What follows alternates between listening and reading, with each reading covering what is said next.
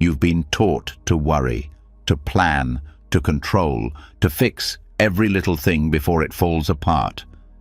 They told you that if you care enough, prepare enough, try hard enough, you'll finally feel safe.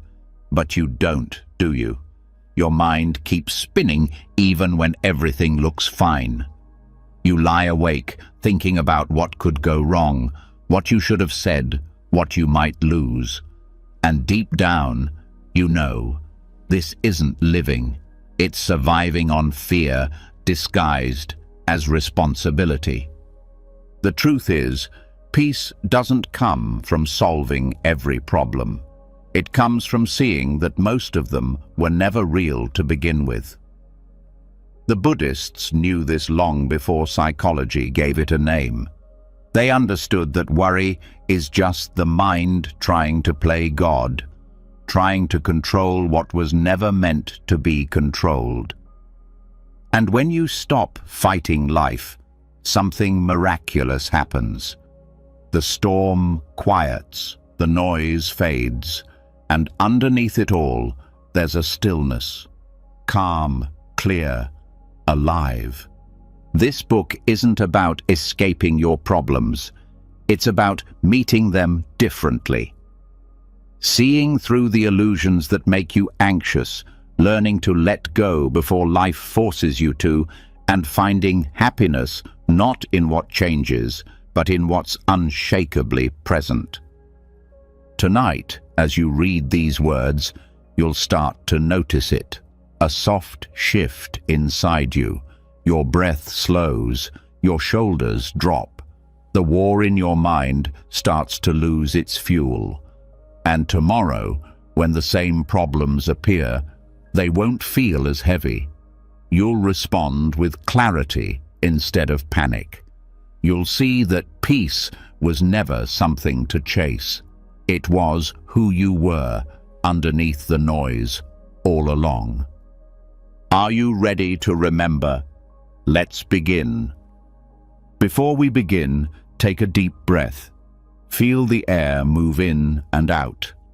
The mind may still be holding on to the words you've just read, the quiet promise of peace beneath all the noise. You might feel something stirring, a recognition, a small opening, as if your heart knows this journey isn't about learning something new, but remembering something ancient. What if everything you've been doing to protect yourself, the worrying, the planning, the overthinking, was the very thing standing between you and peace? What if worry wasn't compassion at all, but pride in disguise? That's where our journey truly begins. Worry feels noble. It wears the mask of love, responsibility, and duty. You worry about your family because you care. You worry about the future because you want to be prepared.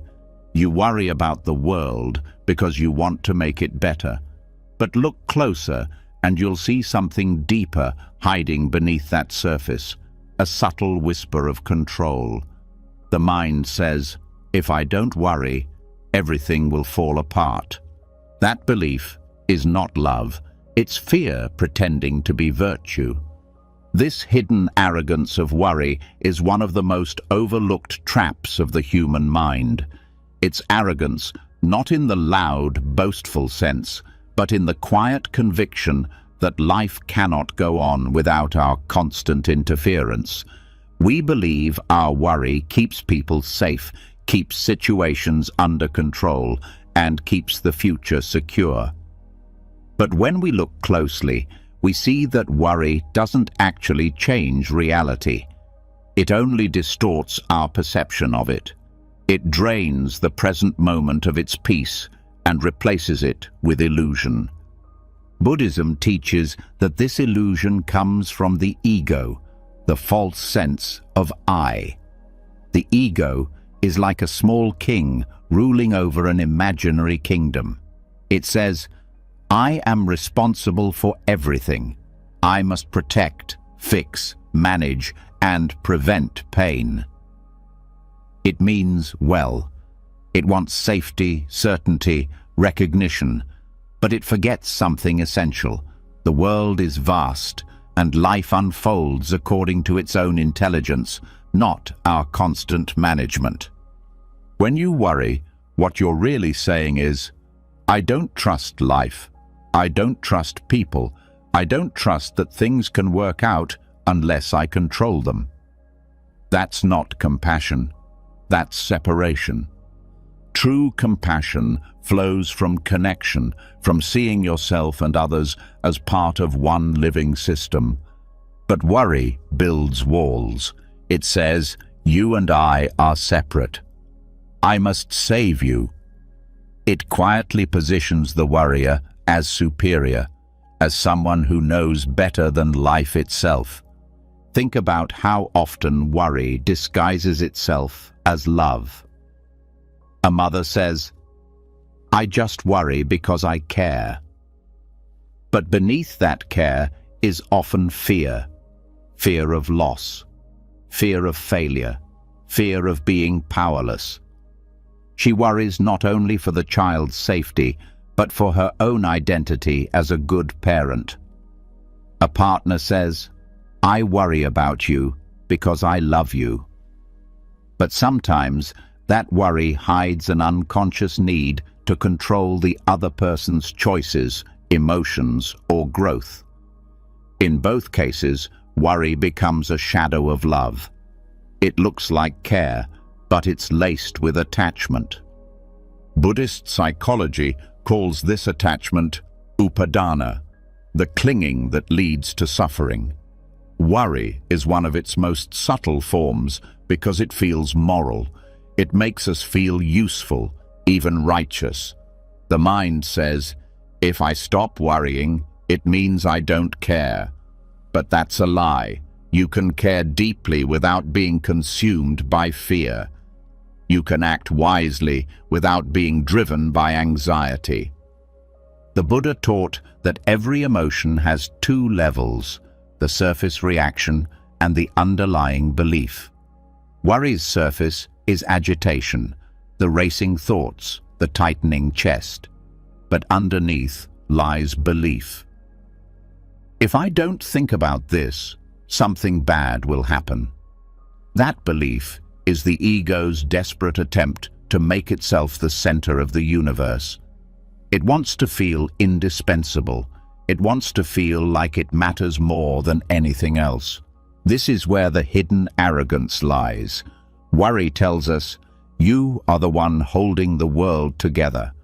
But life was flowing long before you arrived and will continue long after you're gone. When we forget that, we become slaves to our own importance. Worry is not humility.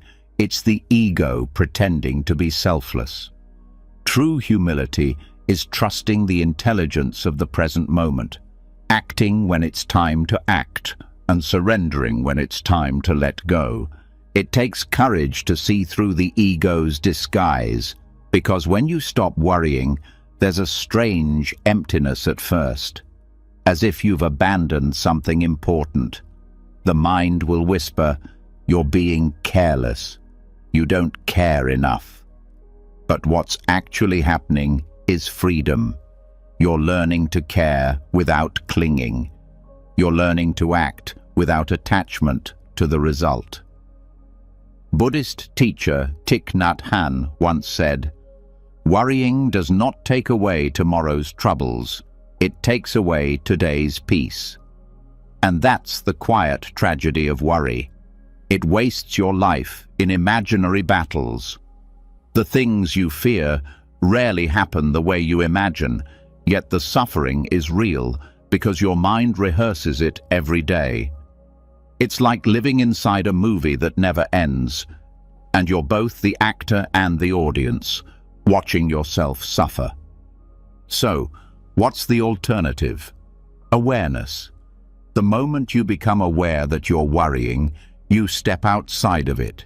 You move from being inside the storm to watching it from a distance. In that awareness, you realize, this is not love, this is fear. And that simple recognition begins to dissolve it. Awareness doesn't fight worry, it illuminates it. When you see worry clearly, without judging it, it starts to lose its grip. The ego thrives in unconsciousness. It loves when you identify with every anxious thought as me. It wants you to believe that you are your worry, that your fear equals your love, that your control equals your safety. But when you bring mindful attention to it, something profound happens. You begin to see the space between you and your thoughts. You start to sense the stillness beneath the noise. And from that stillness, wisdom arises. The wisdom that knows when to act and when to release. Let's take an example. You're worried about someone you love who's going through a hard time. Your instinct is to fix their pain, to offer advice, to intervene. But often, that intervention comes from your own discomfort with their suffering. You want them to be happy so you can stop feeling uneasy. Compassion becomes conditional.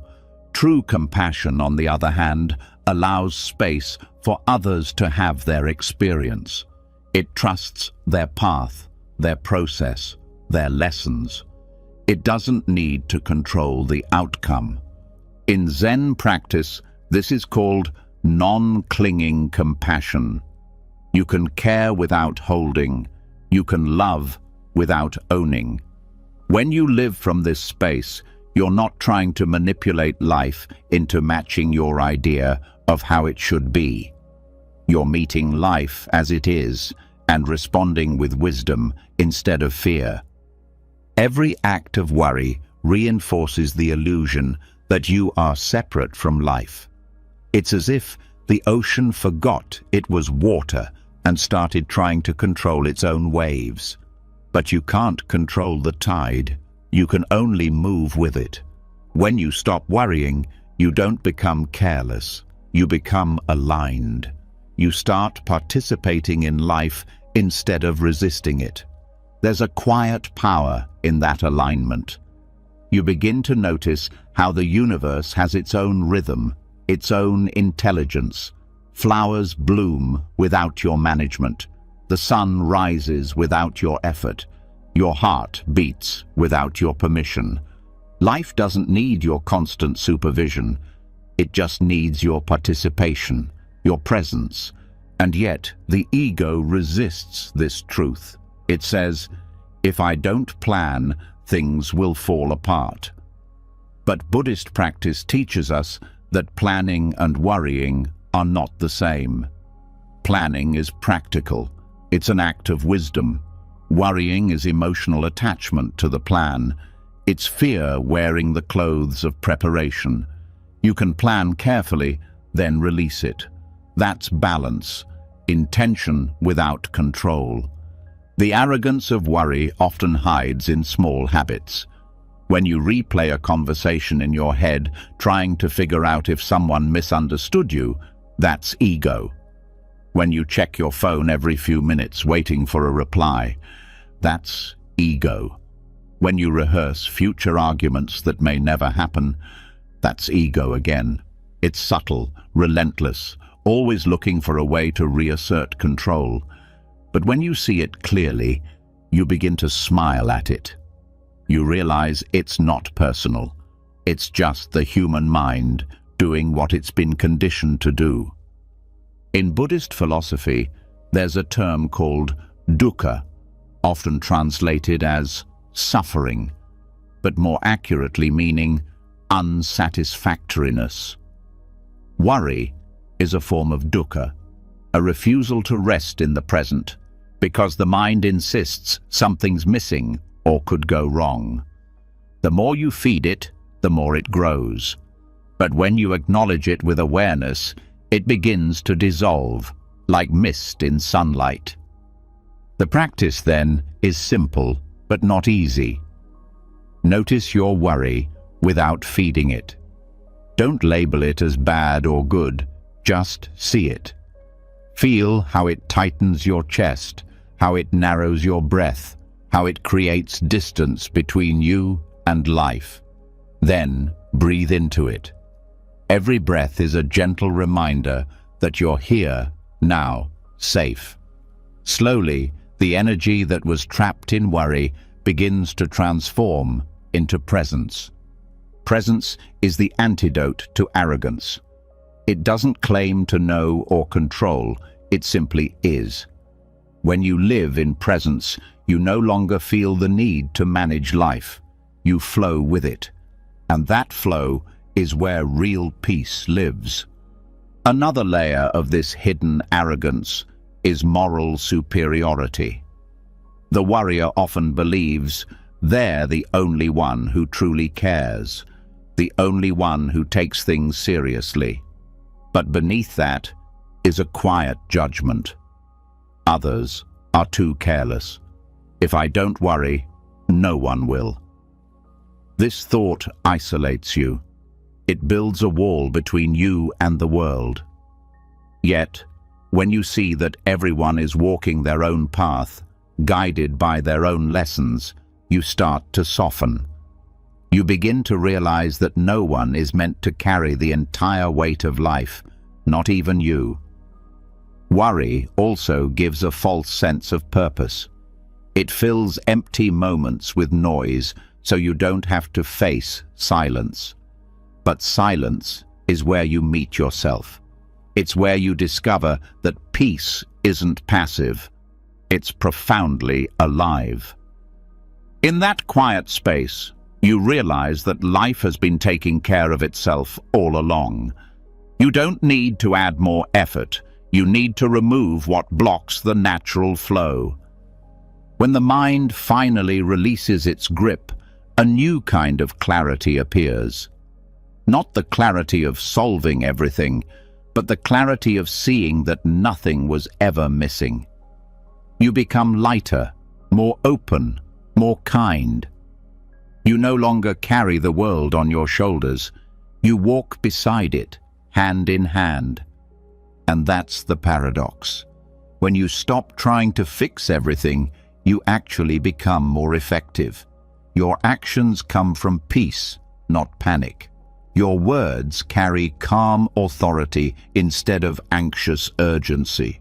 People trust you more, not because you control, but because you radiate presence. In that state, love becomes spacious. Care becomes intelligent. You act from wisdom, not fear. And slowly, the illusion of separation, the root of all worry, begins to fade. You see that you were never apart from life. You were never in charge of it, nor outside of it. You were always part of the same vast, breathing whole. The mind may still whisper, but what if? That's okay. You don't need to silence it. You just don't need to believe it. Each time worry arises, treat it like an old friend who means well but doesn't know any better. Smile, thank it for trying to protect you, and gently return to the present. That's the beginning of true freedom. Compassion without clinging, love without control, and responsibility without arrogance. As you rest in that understanding, you begin to sense something profound. That peace was never something you had to earn. It was waiting beneath the noise, beneath the thoughts, beneath the need to manage life. And as that realization settles, the edges of your worry begin to dissolve into stillness. The mind grows quiet. The heart expands. And in that stillness, you finally understand. Letting go isn't losing control. It's remembering that you never had to hold it all in the first place. When the weight of control begins to loosen and the noise of worry fades into the background, something quiet starts to reveal itself. A pulse, a rhythm, a constant movement beneath everything you thought was still. It's life breathing, shifting, flowing through every thought, every breath, every heartbeat. You start to see that the peace you've been seeking doesn't come from holding on, but from letting things move as they are meant to. What if letting go wasn't a loss, but a law, the most natural law of all? Letting go is not a decision you make once. It's a living process, a kind of internal physics that governs every aspect of existence. The Buddha didn't speak about impermanence as an abstract concept to be admired from afar. He invited us to see it directly, to feel it in the rise and fall of the breath, in the flicker of thought, in the birth and death of every feeling. It's not philosophy, it's reality unfolding moment by moment. Most of our suffering comes from misunderstanding this law. We think life should be stable, people should stay the same, love should last forever, success should remain fixed. But everything in nature tells a different story.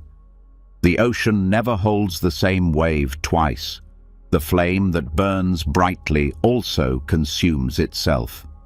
Every exhale is a tiny death that makes room for new life. Yet, the human mind resists this truth. It clings, it stores, it memorizes, it holds, terrified that letting go means losing. But what if the opposite is true? What if clinging is what causes loss, and letting go is what allows life to stay alive within you? The essence of Buddhist practice is not to detach coldly from life, but to participate fully in its flow, to love deeply, act fully, and yet not grasp what cannot be kept. Think about the breath. Every inhale feels like taking in life. Every exhale feels like giving it back. But if you tried to hold your breath, even the breath that keeps you alive would turn into suffocation. That's the same law that governs every other aspect of being. You can't hold on to joy without killing it. You can't hold on to love without freezing it.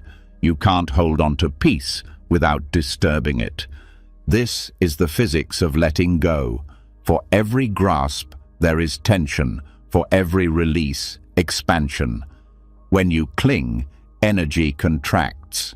When you let go, energy flows. The universe itself moves this way. Galaxies expand and dissolve. Stars are born and die.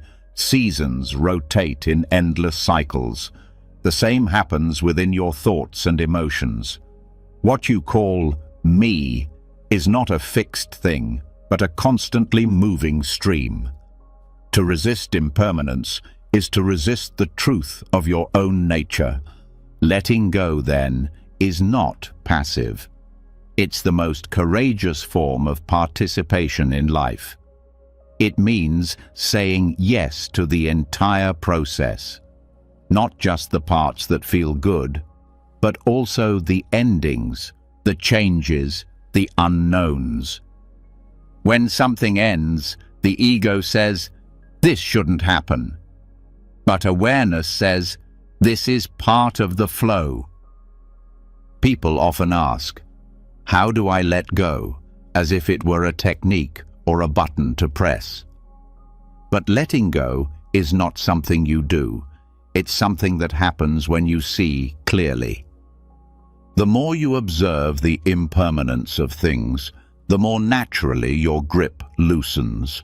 Watch your breath for 5 minutes, and you'll see the rise and fall of life. Watch your emotions, and you'll notice they never stay still. Even sadness moves. Even pain has texture and rhythm. The practice is to notice. Notice how your mind tries to hold on to an opinion, a memory, an identity. Notice the subtle tightening that happens when someone disagrees with you, or when the future feels uncertain. That tightening is the body's physical echo of the mind's refusal to let things flow. Each time you see it, breathe into it. Each time you breathe, you practice dying, not in the morbid sense, but in the way a leaf falls effortlessly when the wind changes direction. Letting go also reveals something extraordinary about awareness itself. When you release your attachment to thoughts and emotions, what remains is a silent witness, pure consciousness that doesn't age, doesn't cling, doesn't break. That's who you truly are. Everything else, names, roles, memories, are passing clouds. The more you recognize this, the less frightened you become of change. Change isn't the enemy, it's the heartbeat of life. You were never meant to be static. You were designed to evolve, to shed, to transform. The fear of impermanence comes from the illusion that there's a solid self that can be lost. But the Buddha pointed to anatta, no fixed self. That doesn't mean you don't exist. It means you're fluid, like water. You take the shape of each moment and then return to the vastness of awareness. When you see impermanence clearly, relationships change. You stop holding people hostage to your expectations. You love them as they are, in motion, in flux, in their own evolution. You stop demanding forever and start honoring the beauty of for now. You understand that to truly love someone is to allow them to change, to let them come and go freely, without turning their presence into your possession. In this way, impermanence deepens love. It gives it urgency, tenderness, truth. When you know that nothing lasts, you stop taking moments for granted. You become present in a way you never were before. You start to see beauty in everything, even in endings, because endings reveal what was once alive. You begin to say thank you instead of please stay. Letting go also transforms how we handle pain. The mind resists pain because it wants permanence in comfort. But pain, like everything else, moves. No emotion lasts forever unless you hold on to it. When you let pain flow, it carries you somewhere, toward understanding, toward empathy, toward peace. Every emotion, when allowed to complete its cycle, dissolves into clarity. But if you trap it with resistance, it festers. The same applies to happiness.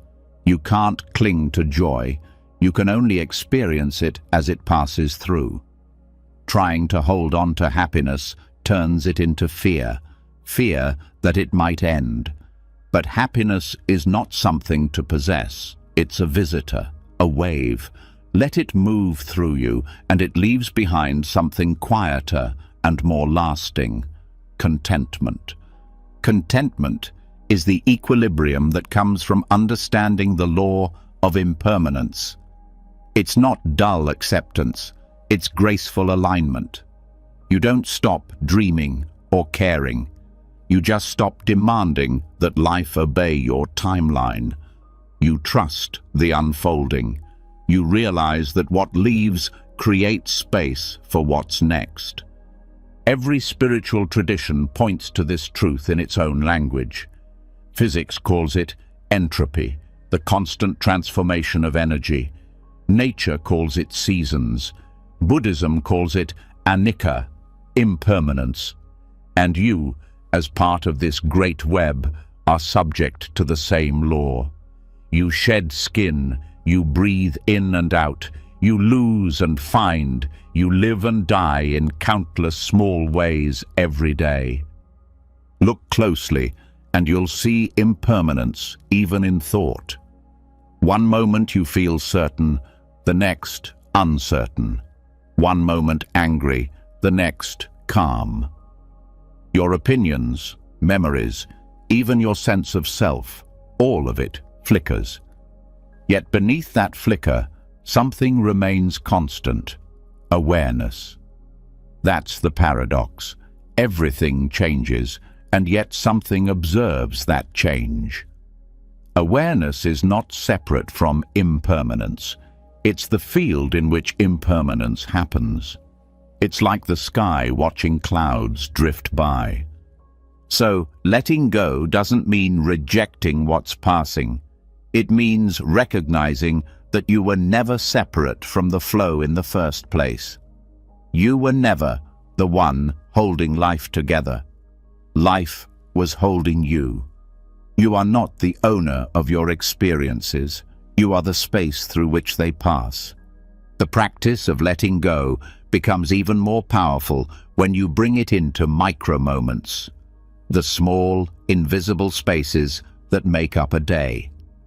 When you sip your tea, notice how the warmth fades with each second. When you speak, notice how each word dissolves as soon as it's heard.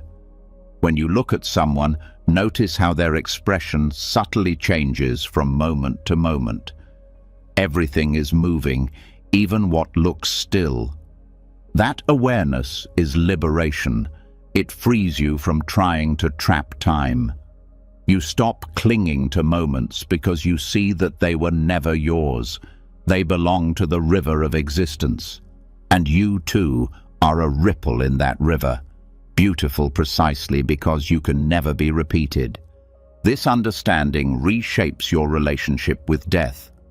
Death stops being an interruption and becomes a continuation of the same movement you've been living all along: transformation. When you understand impermanence, death is not the opposite of life. It's part of life's rhythm. Just as sleep is part of waking, death is part of living. Knowing this doesn't make you morbid. It makes you grateful. You start to live more fully because you're no longer pretending you have forever. Buddhism teaches that the mind clings not only to people and things, but to experiences, emotions, even enlightenment. The desire to stay peaceful can become its own form of attachment. But real peace is dynamic. It breathes. It's alive. You can't freeze it. When you notice yourself trying to hold on to stillness, gently release it too. Let peace move through you like wind, felt but not possessed. In this flow, even suffering transforms. You begin to see how every loss, every disappointment, every heartbreak was not punishment, but participation in life's larger rhythm. You see how every ending cleared space for something new to arise. Life was never taking things from you. It was making room. When you live this way, control no longer feels necessary. You act, but without tension. You plan, but without fear. You love, but without ownership. You become like a tree, grounded yet flexible, moving with the wind, but rooted in awareness. That's the true strength of letting go, softness that doesn't break. Every breath becomes a teacher. Every change becomes a reminder. The universe is constantly whispering the same lesson. Nothing is permanent. Let it flow. When you align with that truth, your suffering softens. You stop clinging to what was or grasping for what might be. You start to dance with what is, and that dance is sacred. It's not chaotic, it's perfectly ordered. Every rise has its fall, every fall its rise. Every meeting contains its farewell, every farewell seeds a new meeting. This is the rhythm of reality. When you resist it, you suffer. When you move with it, you are free. There's a deep serenity in living this way. You stop needing guarantees. You stop fighting time. You start to trust that even loss has its own intelligence. You see that every emotion is a messenger, not a mistake. You learn to stay open as life unfolds, even when it unfolds differently than you hoped. That openness is the essence of Buddhist wisdom. It's not withdrawal, it's full participation. You're not running from the world, but flowing with it. You feel everything: joy, sorrow, love, loss, but you don't become any of it. You are the space in which it all comes and goes. This is the living experiment of impermanence. Every day gives you thousands of opportunities to see it, in the fading of light, the cooling of coffee, the softening of anger, the shifting of thoughts. Each observation is a small liberation. You don't need to change the world, you just need to see it clearly. When you do, life stops being something to manage and starts being something to marvel at. You begin to notice the quiet miracle in everything, that the same universe that destroys also creates, the same river that takes also gives, the same impermanence that scares you also frees you. Letting go, then, isn't the end of caring. It's the beginning of wisdom. It's the art of participating fully while holding nothing too tightly. It's the willingness to love, to lose, to begin again, endlessly. And when you live this way, you stop being afraid of change because you realize you are change, constantly reborn in each breath, each heartbeat, each moment of awareness. You start to see that life is not something happening to you.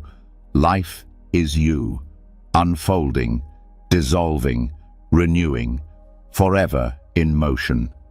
The fear of impermanence was never about losing life. It was about misunderstanding it. Because once you see that everything moves, you no longer seek stability in the temporary.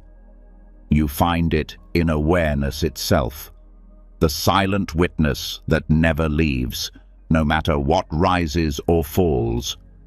That awareness is your true home. It doesn't cling, it doesn't chase, it simply watches, calm, steady, infinite. And from that still point, you can finally see, letting go isn't giving up, it's waking up. When you start to live with the rhythm of impermanence, something inside you softens. You begin to notice that holding on, even to love, feels heavy. The truth that once seemed terrifying now starts to feel like freedom. You realize that if everything changes, then love must change too. It can no longer be about possession or control. It becomes something lighter, purer, freer. The next step, then, is to understand what it means to love without clinging, to care deeply without turning that care into suffering. We grow up believing that love is proven by attachment. We say, "I love you so much, I can't live without you," as if dependence were a virtue. We confuse intensity with depth, worry with affection, and control with protection. But love, as taught in Buddhist practice, is not about owning outcomes. It's about freeing both yourself and the one you love from the prison of expectation. It's compassion without chains, care that doesn't demand a return, attention that doesn't seek validation, warmth that doesn't burn with anxiety. When you start to see how impermanence works, you understand why clinging destroys love. Everything you hold too tightly eventually breaks. Not because it's weak, but because your grasp suffocates it. You can't hold a flower without crushing it, and you can't hold a person's happiness without dimming their light. True compassion gives others space to grow, fall, and rise again, without making their journey about your comfort. This is one of the hardest lessons to embody because love feels personal. It feels like mine. You love your partner, your child, your friend, and your heart says, "I want them to be happy." But beneath that noble wish hides a subtle demand. I want them to be happy the way I think they should be. And there it is, attachment disguised as care. The moment love becomes about how someone should feel, act, or live, it stops being love and becomes ownership. In Buddhism, compassion, karuna, is not sentimental, it's intelligent. It arises from wisdom, from seeing that all beings suffer because they cling to impermanent things.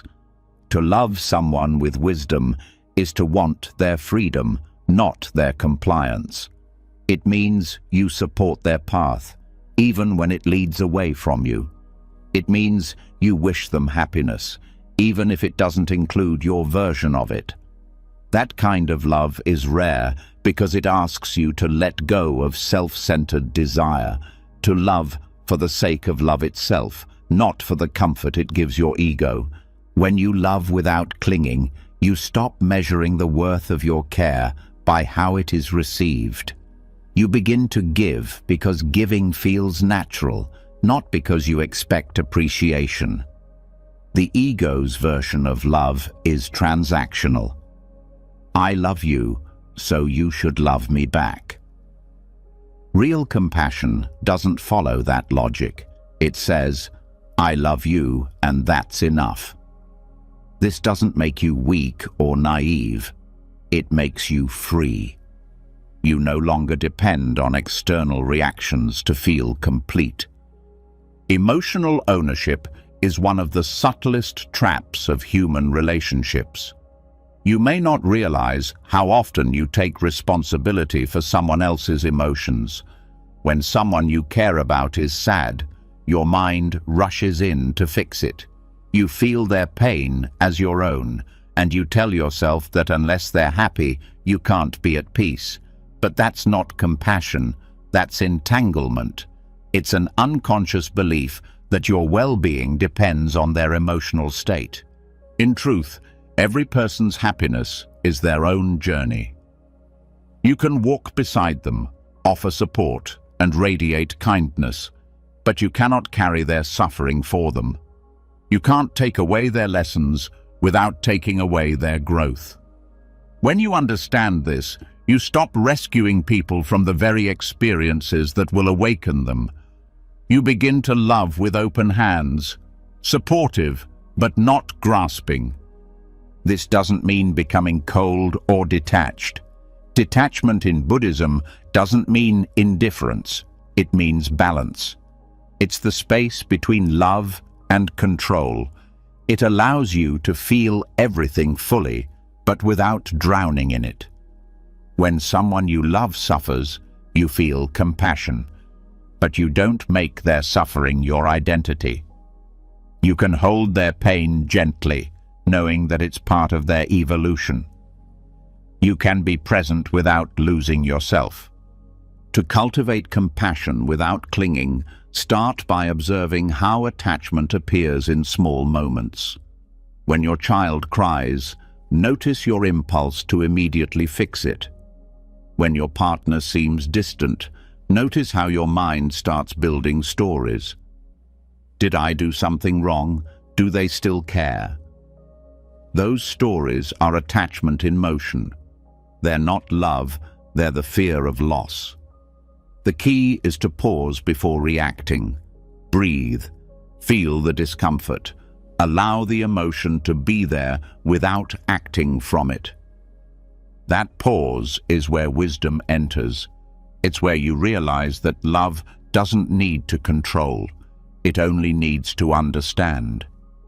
Sometimes the kindest thing you can do is to listen without offering advice, to hold someone's hand without trying to rearrange their world. Compassion is not fixing, it's witnessing. It's the willingness to sit with another person's pain without needing it to disappear. In Buddhist texts, there's a practice called metta bhavana, or loving kindness meditation. It begins with wishing well for yourself. May I be happy. May I be free from suffering. Then it expands to others, friends, strangers, even enemies. What's profound about this practice is that it teaches you to love without boundaries, without conditions. You don't say, may you be happy if you do what I want. You say, may you be happy, period. That's pure compassion, love stripped of self-interest. This form of compassion changes how you relate to everyone. You stop labeling people as mine. You see that each being is walking their own path through joy and pain, guided by their own karma, their own lessons. You stop interfering with that process and start respecting it. That respect is sacred. It says, I trust your journey even when I don't understand it. Many people fear that if they stop attaching, they'll stop caring. But the opposite happens. When you let go of ownership, love expands. It's no longer limited by expectation or fear. You begin to care for everyone, not just those who serve your emotional needs. Compassion becomes universal. You start to see that all beings, human, animal, even those who've hurt you, are driven by the same longing for happiness. That recognition breaks down the walls of separation and reveals the shared vulnerability of life. You can test this understanding in daily life. When someone disappoints you, instead of closing your heart, notice what's happening inside. The mind says, they shouldn't have done that. But underneath, what's really being hurt is the ego's attachment to a certain image. They should behave in a way that keeps me comfortable. When you see that clearly, compassion arises naturally. You realize they're acting from their own conditioning, their own confusion, their own suffering. And that awareness transforms judgment into empathy. This doesn't mean tolerating harm or allowing abuse. Boundaries are not the opposite of compassion. They're an expression of it.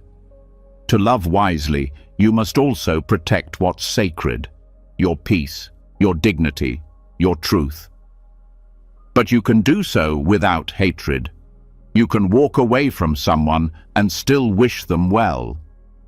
That's love without ownership, the ability to care without clinging, to protect without resentment. When you love this way, relationships stop being cages and become mirrors. They show you where you're still attached, where you still seek validation. Every emotional reaction becomes a teacher, pointing to the parts of you that confuse love with control. You learn to hold people in your heart, not in your hands. You stop saying, you belong to me, and start saying, we are walking together for now. Even grief transforms through this understanding. When you lose someone you love, the pain can feel unbearable because the ego screams, they were mine. But if you rest in awareness, you start to sense something beyond loss, a continuation. Their form may be gone, but the love remains. The kindness they gave you, the lessons they taught you, the joy you shared, all of it becomes part of the flow of existence. In that realization, grief turns into gratitude. You see that love never ends. It only changes shape. Compassion without clinging also extends inward. Many people are harsh with themselves, constantly trying to fix, perfect, or punish their inner world. But you cannot give true compassion to others if you withhold it from yourself. Start by noticing how you relate to your own pain. Do you reject it, criticize it, or drown in it? True self-compassion means neither avoiding nor indulging suffering. It means acknowledging it with gentleness. It says, yes, I'm hurting, and that's part of being human.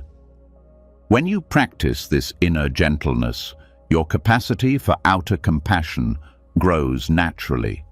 You become less reactive, more understanding. You stop needing others to behave a certain way to validate your worth. You become anchored in kindness, not in approval. That's the real foundation of peace. Love that doesn't depend on outcomes.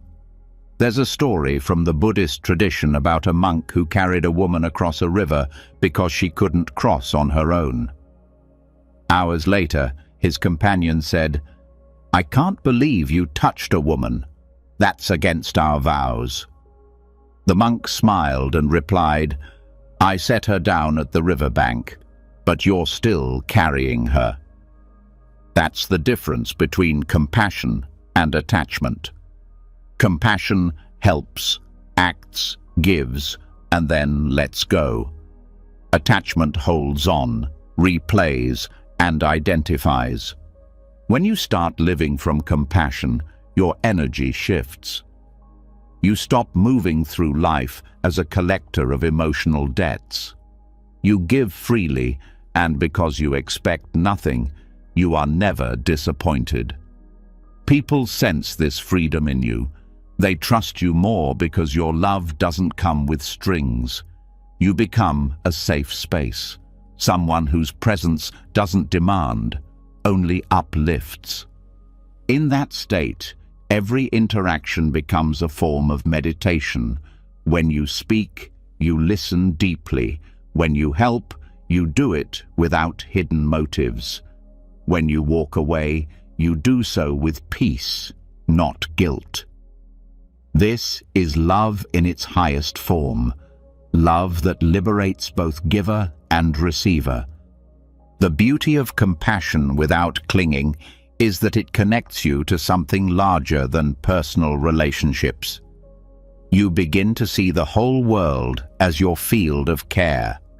The bird outside your window, the stranger on the street, the earth itself, all become part of your heart. You realize that compassion is not an emotion, but a state of being, a natural expression of awareness. When you reach this understanding, worry dissolves on its own. You no longer obsess over whether people will change, whether things will last, whether outcomes will match your desires. You act from love, not fear. You wish well, you give your best, and then you release it. That's the deepest trust, not in people, but in life itself. Loving without owning outcomes doesn't make life dull or distant. It makes it sacred. Every act of care becomes an offering to the universe. Every goodbye becomes a gentle bow. You stop chasing permanence in others and start finding it in the space of awareness that holds it all. In that space, there is no loss, no separation, no demand. Only the pure warmth of being. This is the essence of Buddhist compassion. To love so fully that you can let go. To give so deeply that you need nothing in return. And to care so wisely that your presence becomes peace itself. That's not detachment. That's the highest form of connection, the kind that asks for nothing and therefore loses nothing. And as you move forward on this path, you begin to see how this kind of love changes everything. Your relationships, your work, even the way you breathe. It teaches you that peace isn't found in holding on, but in opening up. And the more you open, the more love flows through you, endless, effortless, unconditional. When love becomes free from ownership, something remarkable begins to unfold. The heart, once heavy with attachment, starts to breathe. You no longer measure your worth by what stays or leaves. Compassion turns into spaciousness, And in that space, you begin to hear a new silence, the quiet hum of contentment. It's gentle, almost hidden, but once you feel it, you recognize it as the essence of peace. That silence whispers one word that the restless mind rarely understands: enough. To live with a sense of enough is not resignation, it's liberation. The world constantly tells you that you must do more, have more, become more. The noise of modern life thrives on dissatisfaction. Every advertisement, every comparison, every social cue repeats the same message. You are not enough until you achieve something else. But the mind that always wants more never rests. It runs from moment to moment like a thirsty traveler in a desert, drinking mirages. In Buddhist teaching, this craving is called tanha, thirst. It's not just the desire for pleasure or material things, but the subtle inability to be content with what is. Even spiritual seeking can become a form of tanha when it's driven by the idea that peace is somewhere else. The Buddha called this the root of suffering because craving creates the illusion of lack. You believe peace will come once you reach the next milestone: a better job, a perfect relationship, a quieter mind. But when you get there, the mind simply moves the goalpost. The cycle continues endlessly. The wisdom of enough is not about renouncing life or rejecting desire. It's about redefining the nature of desire itself. Instead of grasping, it becomes participation.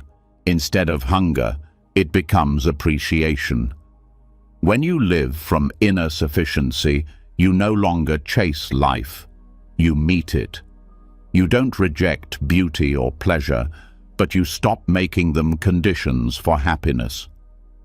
This is what the Buddha meant when he spoke of the middle way: not indulgence, not denial, but balance. Contentment is not stagnation. It's motion in harmony. It's like a river flowing steadily, not too fast, not too still. The mind that knows contentment is creative, alive, and peaceful. It doesn't withdraw from life. It engages fully without losing its center. You can work hard, pursue goals, love deeply, and still be rooted in enoughness. This is contentment in motion, the quiet revolution of living without constant lack. When you begin to see life this way, even simple moments become rich. Drinking tea, watching sunlight move across the wall, hearing someone laugh. These are no longer background details. They become the essence of living. You realize that nothing is missing right here, and that realization doesn't make you passive, it makes you free. But reaching this state requires unlearning centuries of conditioning. Society trains the mind to equate happiness with accumulation. From a young age, we are taught to compete, to compare, to measure worth through status and success. The mind internalizes this, turning every act into a transaction. You study not to learn, but to get ahead. You work not to contribute, but to acquire. Even rest becomes another achievement. I meditate to be more productive. This restless economy of desire is what keeps modern anxiety alive. It's not just about material wealth, it's psychological. We crave validation, attention, progress. Even when our physical needs are met, our emotional hunger keeps growing. It's like eating salt water. The more we drink, the thirstier we become. Buddhist economics offers a radical alternative. Wealth measured not by what you accumulate, but by what you can enjoy without clinging. In this view, Simplicity is not deprivation, but sophistication, the ability to find joy without dependence. You start to realize that happiness is not expensive. It's simply hidden under layers of wanting. To understand this deeply, look at the nature of desire itself. Desire is energy. It moves, it vibrates.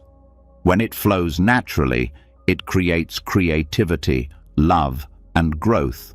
But when it becomes distorted by attachment, it turns into greed and worry. The difference lies in direction. One flows outward with generosity, the other contracts inward with fear. The Buddha didn't teach the end of desire, but the end of craving.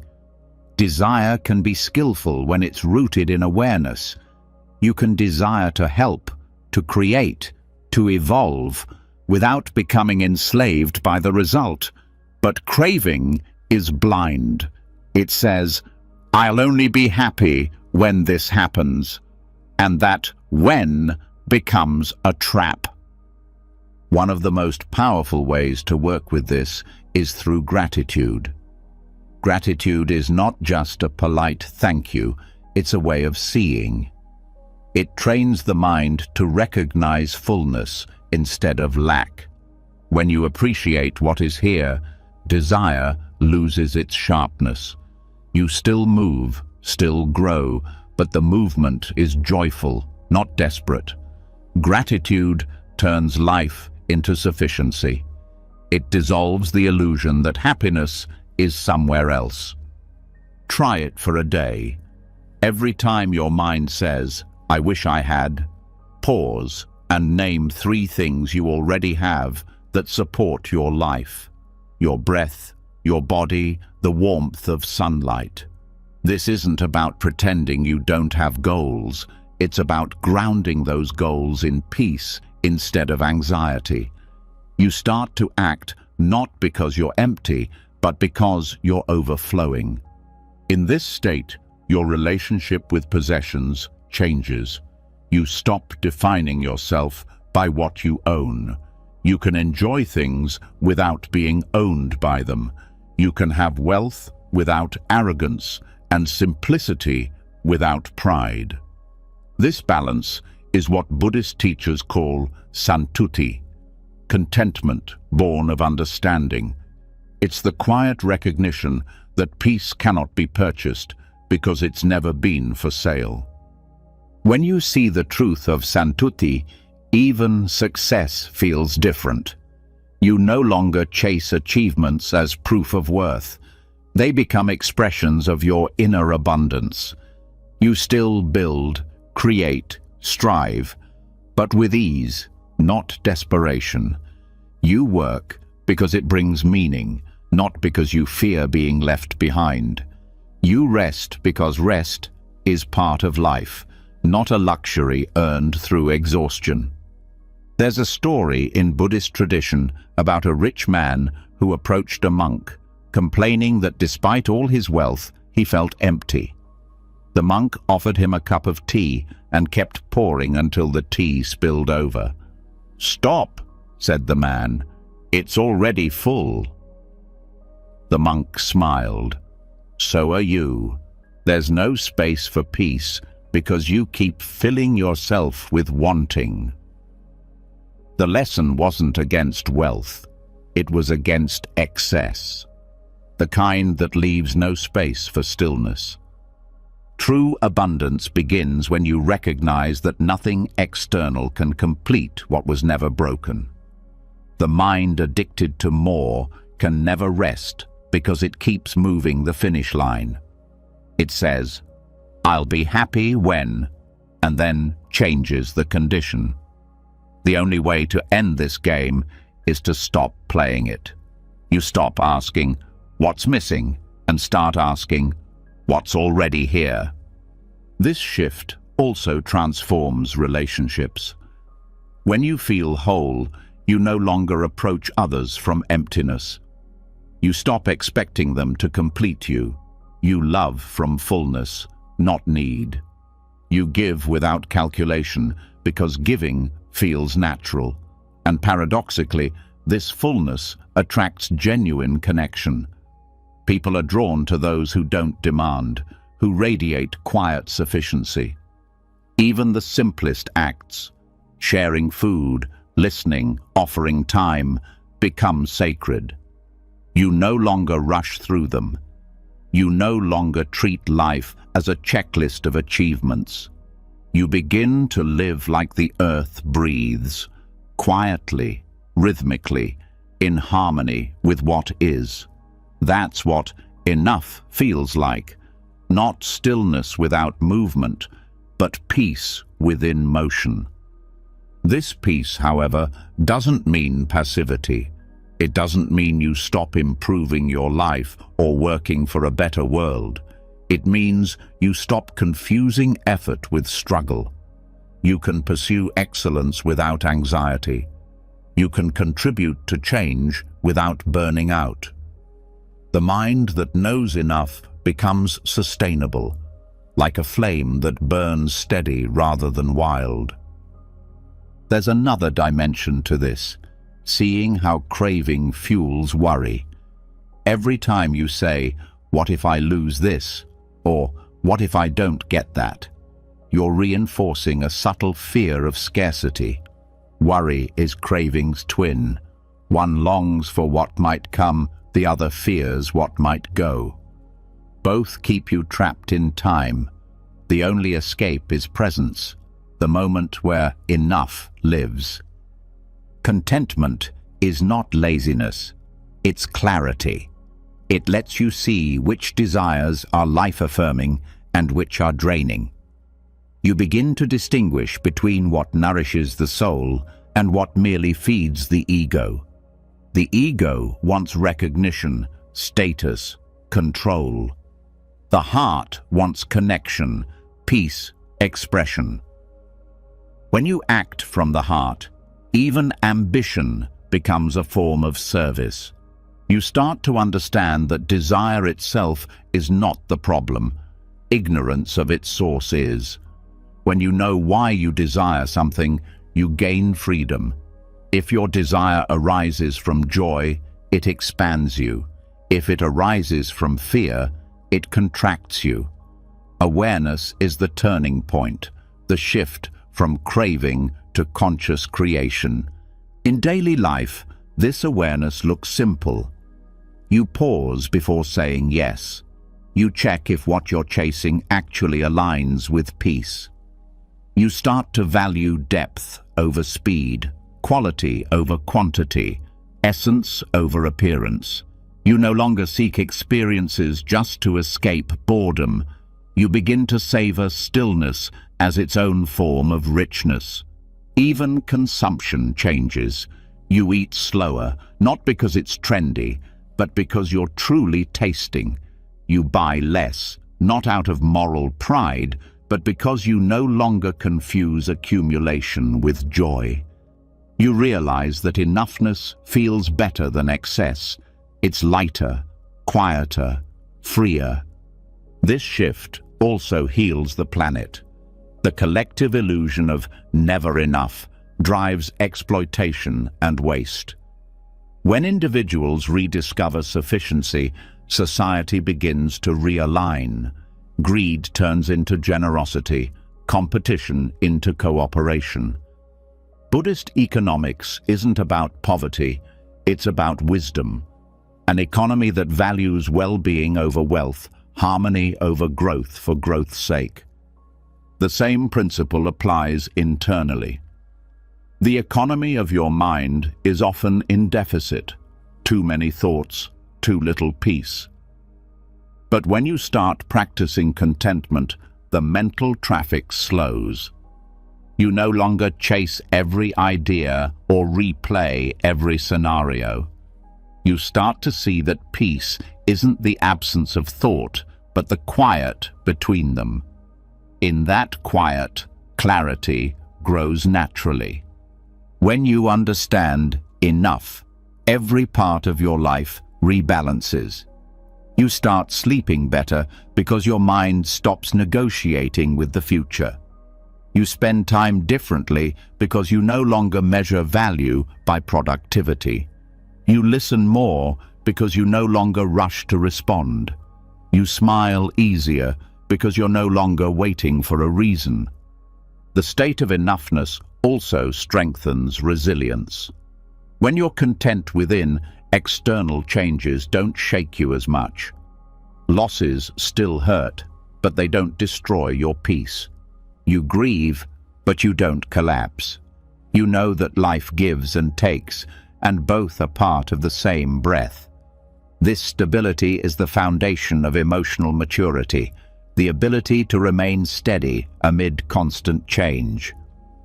To practice this wisdom daily, bring awareness to the moments of just one more scroll, one more purchase, one more task before rest. Each one more is a small rebellion against contentment. Notice how it feels, the slight tension, the restless pull. Then gently say to yourself, this moment is enough. At first, it feels unfamiliar, maybe even uncomfortable, but with time, it becomes a refuge. You may still have goals, dreams, ambitions, but they no longer own you. You can pursue them with joy and release them with grace. Whether things go your way or not, your inner state remains grounded. That's what it means to have wealth that cannot be taken away, peace that doesn't depend on outcomes. In this quiet sufficiency, you begin to see how life itself provides what's needed. The mind that once obsessed over control starts to trust timing. The heart that once feared loss begins to appreciate impermanence. Desire no longer drives you, it dances with you. You move through life not as a beggar seeking completion, but as a creator expressing wholeness. And when you live this way, something extraordinary happens. Joy becomes simple again. You laugh more easily, rest more deeply, connect more authentically. You find beauty not because the world changed, but because you stopped demanding it to be different. That is the quiet wisdom of enough, not a static peace, but a living harmony where motion and stillness meet. When you rest in this awareness, worry has nowhere to grow. The anxious mind feeds on lack, but when you know you are enough, lack disappears. You no longer wake up chasing fulfillment. You wake up expressing it. That's the highest form of abundance, to move through the world light, open and satisfied, knowing that whatever comes or goes, the heart remains full. From this fullness, you begin to act differently. Every gesture becomes generous, every word carries ease, every silence feels complete. This is the true wealth that Buddhist wisdom points to. Not gold, not status, not possessions, but a mind that rests easily in itself. And when the mind rests, life unfolds naturally, gracefully, without struggle. That is the miracle hidden inside the word enough, not the end of desire, but the end of dissatisfaction. Not the quiet of emptiness, but the quiet of wholeness. A stillness that moves, a motion that rests. And from here, the next lesson begins. How to meet the peace that feels almost too still to trust, and how to stay awake when silence feels like emptiness. When you finally begin to rest in the quiet satisfaction of enough, a new kind of stillness begins to form inside you. Soft, spacious, weightless. It's the kind of peace you once thought you wanted, the silence that follows years of noise. Yet when it arrives, something strange happens. Instead of comfort, you might feel unease. The silence feels too large, the calm almost hollow. After a lifetime of running, stopping feels unnatural. That quiet, the one you worked so hard to find, starts to feel like emptiness. This is one of the most misunderstood stages of awakening. Many people long for peace, but few are ready to live with it. The mind, conditioned by years of noise, interprets stillness as absence. It's like stepping out of a crowded marketplace into a vast, open desert. The sudden lack of sound feels like loss. You're not actually missing anything. You're simply not distracted anymore. But because you've equated noise with life, stillness feels like death. This reaction is deeply human. The mind has spent decades identifying with activity, thinking, solving, fixing, striving. When that movement quiets, the ego panics. It whispers, "Something's wrong. This can't be it." You start searching again, looking for something to fill the space. A new goal, a new problem, a new improvement. But this reflex to fill the void is exactly what keeps you from experiencing peace fully. The fear of emptiness arises because stillness exposes what we've been avoiding. Beneath the layers of doing, there's a naked awareness, vast and silent.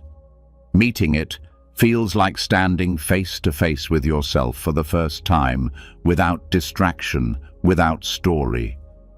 The ego resists this encounter because it thrives on identity. It wants to be something, useful, productive, successful. But pure awareness is not something. It simply is. And that terrifies the conditioned mind, which survives by labeling, comparing, and controlling. Buddhist teachings describe this stage as the emptiness that reveals fullness. The paradox is that what feels like nothing is actually everything. But to reach that understanding, you must first pass through discomfort. It's not a flaw in your practice, it's the natural unraveling of habit. When you stop clinging to mental noise, the silence that remains can feel unbearable at first, because it confronts you with raw existence. There's no entertainment, no distraction, no role to play, just being. In that first contact with stillness, many people retreat. They reach for their phone, for a conversation, for any form of stimulation. They say, "I can't meditate, it's too quiet," or "I need to be busy or I'll go crazy."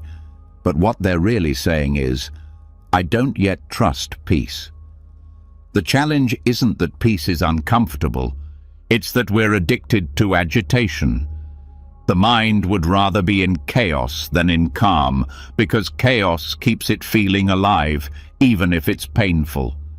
This addiction to noise shows up in subtle ways.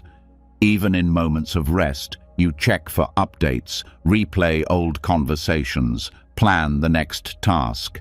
Silence threatens the identity you've built from constant engagement. You equate movement with purpose, so when there's nothing to do, you feel invisible. But that feeling of invisibility is not a loss. It's a doorway. It's life inviting you to step beyond your story into something boundless.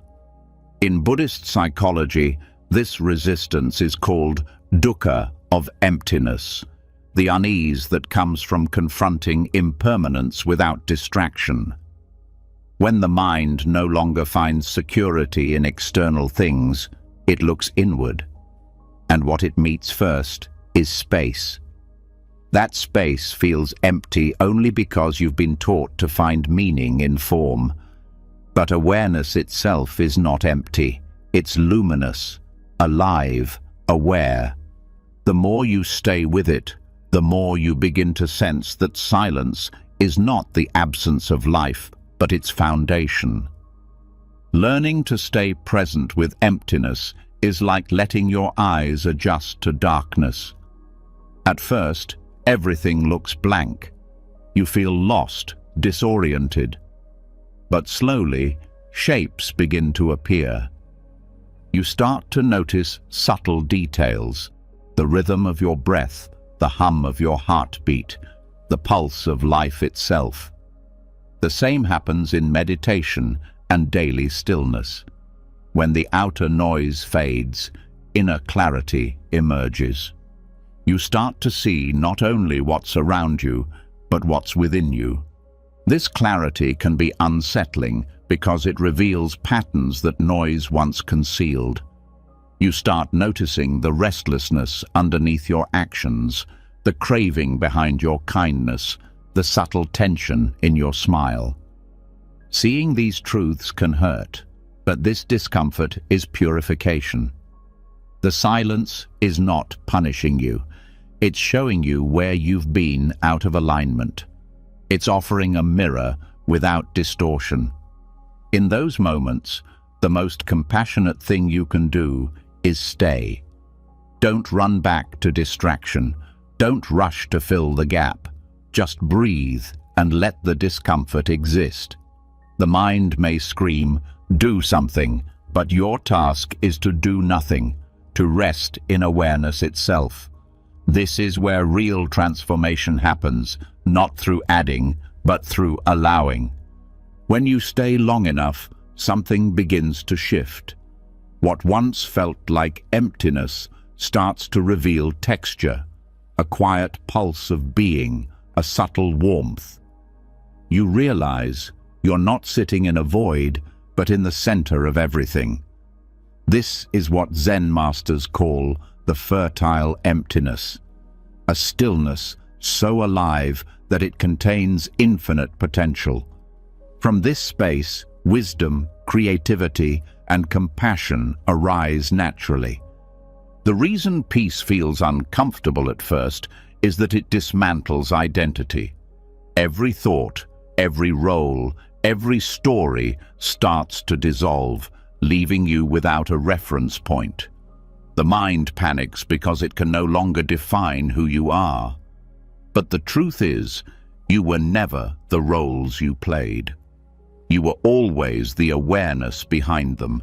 Letting those roles dissolve doesn't erase you, it reveals you.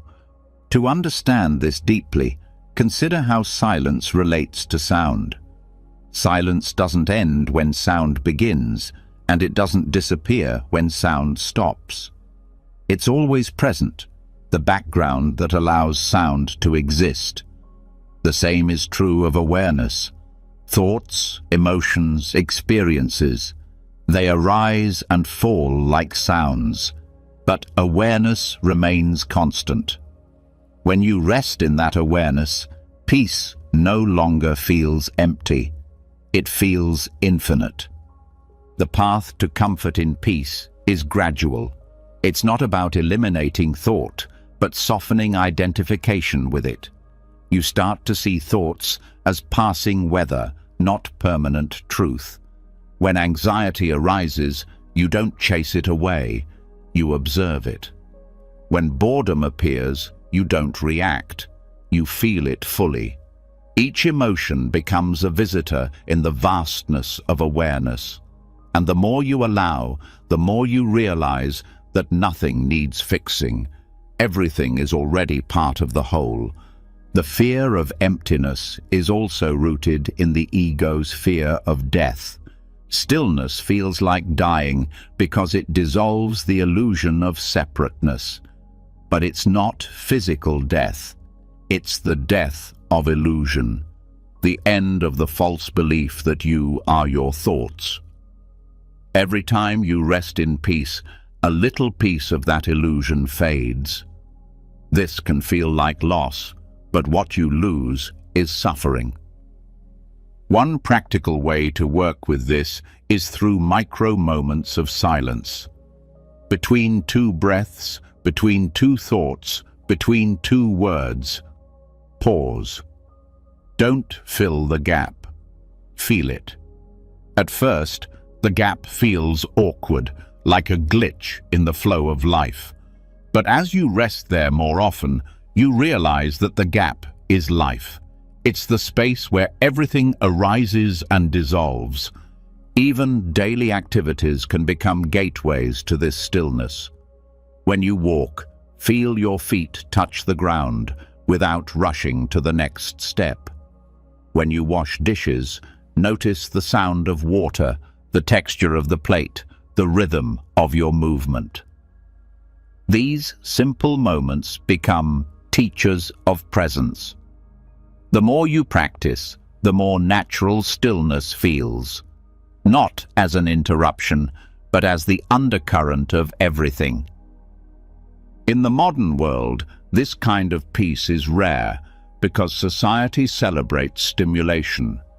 We are rewarded for speed, noise, and visibility. Silence is mistaken for weakness, rest for laziness, reflection for idleness. Yet the greatest clarity often arises from quiet observation. Many breakthroughs in art, science, or wisdom emerge not from constant thinking, but from moments of still awareness where the mind stops interfering and allows insight to surface. The key is to shift your relationship with emptiness from fear to curiosity. Instead of labeling it as void, start exploring it as space. Ask yourself, what is this stillness showing me? Often, it reveals truths you've been too busy to hear, buried emotions, forgotten dreams, intuitive knowing. The silence isn't empty, it's filled with the intelligence of life itself. As this relationship deepens, the discomfort fades. You start craving silence the way you once craved noise. It becomes nourishment. You realize that peace doesn't make you less engaged with life. It makes you more aware of it. You act more clearly, speak more truthfully, and love more purely because you're no longer reacting from chaos. The transition from restlessness to peace mirrors the journey from addiction to freedom.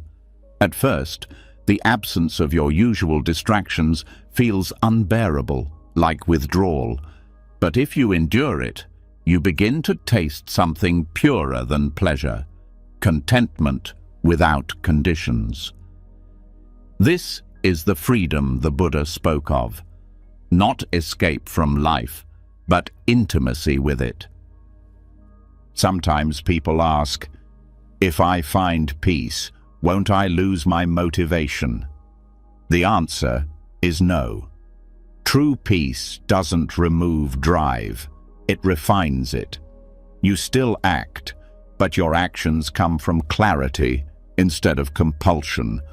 You still care, but your care is spacious, not suffocating. Peace doesn't make you passive, it makes you precise. In this stillness, you begin to experience what Buddhist texts call sunyata, the emptiness that contains all forms. It's not nihilism, it's the recognition that everything is interconnected, arising and dissolving within awareness. You start to see how even your body, thoughts and emotions are part of a larger dance of energy. You don't possess life, you participate in it. That realization dissolves the fear of emptiness because you see that emptiness is not nothingness, it's potential. Each time you rest in stillness, the fear diminishes. What once felt like void becomes comfort, like returning to the ocean after years on dry land. You start to prefer simplicity over complexity, silence over noise, being over doing. The world doesn't lose color, it gains depth. You start seeing beauty in pauses, meaning in quiet moments, connection in the space between words. Even your relationship with time changes. When the mind is noisy, time feels short, compressed, always running out. But in stillness, time expands. A single breath can feel eternal. You begin to live slower, not because you're lazy, but because you're fully present. You stop measuring moments by productivity and start experiencing them as complete in themselves. The fear of emptiness also dissolves when you realize that awareness has always been there, even in chaos. The same awareness that watches silence was watching noise. The content changes, but the watcher remains the same. This recognition gives you a sense of continuity, not as a person clinging to identity, but as consciousness itself, vast and steady. In this realization, peace becomes familiar. It stops feeling like a void and starts feeling like home. The mind no longer needs to fill every space with thought. You start valuing the gaps, the pauses between words, the quiet after laughter, the stillness before action. You see that these spaces are not interruptions, but essential parts of the symphony of life. Gradually, the distinction between noise and silence dissolves. You start to hear stillness even in movement, peace even in chaos. You realize that silence is not outside you, it's within you. It's not the absence of sound, but the awareness of it. That awareness travels with you everywhere, in conversations, in cities, in crowds. Once you find it, you never truly lose it. The discomfort that once kept you running becomes your greatest teacher. It shows you how to live without needing to escape. It teaches you that peace is not something fragile that can be lost, but a presence that can be recognized. When you stop fearing emptiness, you stop fearing yourself. And when you stop fearing yourself, you stop fearing life. From that space, worry dissolves naturally. The mind that was once frantic to control finally bows to the rhythm of existence. You stop filling the silence with thoughts, and instead let silence fill you. You realize that this so-called emptiness is the same ground from which love, joy, and wisdom arise. It was never empty. It was waiting. And as you settle into this realization, another understanding begins to surface. That peace is not fragile, but intelligent. It knows how to move, when to rest, when to act. It's not absence, but awareness in its purest form. And from this awareness, a deeper trust begins to grow. The trust that life itself has its own intelligence, one that does not require your constant interference. That is where the next truth unfolds. As the mind begins to rest in silence and the fear of emptiness fades, something profound begins to reveal itself, a quiet intelligence that seems to guide everything without effort. The wind moves without instruction. The heart beats without command.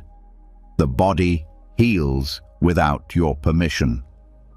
Even when you do nothing, life continues to unfold.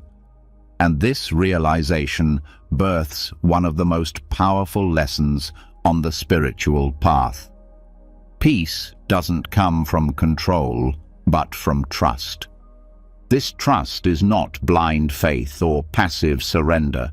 It's a deep recognition that life knows how to take care of itself far better than the anxious mind ever could.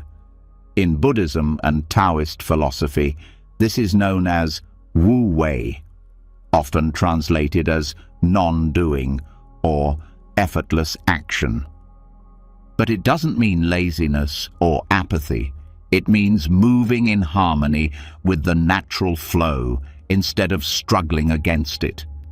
It's not about giving up, it's about getting out of the way. The human tendency to interfere with life's flow begins with fear. The mind believes that if it doesn't manage, plan, and control every outcome, everything will collapse. This belief makes sense from the perspective of survival. Evolution wired us to anticipate threats, to manipulate circumstances, to control the external world for safety. But what once kept us alive now keeps us anxious. The same instinct that once protected us now makes us restless, constantly trying to improve or fix what isn't broken. The practice of non-interference asks for something radical: to trust the intelligence of existence itself. This intelligence is not mystical or abstract. It's visible everywhere. You can see it in how ecosystems balance themselves, how forests renew after fire, how wounds close without instruction. There's an order that doesn't require your input, and that same intelligence is within you. The same energy that grows your bones, digests your food, and breathes your lungs is guiding your life in ways your thinking mind cannot comprehend. But the conditioned ego doesn't trust this intelligence because it can't control it. It insists, "I must be in charge." The ego's motto is, "I know better." It wants to push, direct, and manage everything. When things go wrong, it blames itself. When things go right, it takes credit. But both reactions stem from the same illusion, that you are the one making life happen. In truth, you are part of life's movement, not its manager. You are a wave in the ocean, not the ocean itself. This misunderstanding creates suffering. Every time you resist what is, you create tension. Every time you insist that life should unfold differently, you cut yourself off from its wisdom. You become like someone trying to straighten a river with a stick, exhausting yourself in a fight against the current. The practice of non-interference is learning to float again. It's learning to let the river carry you while remaining fully awake to the direction it's taking. Trusting life's intelligence begins with observation. When you watch nature closely, you see that everything has its timing. Flowers bloom without calendars. Seasons change without permission. Nothing hurries, and yet everything is accomplished.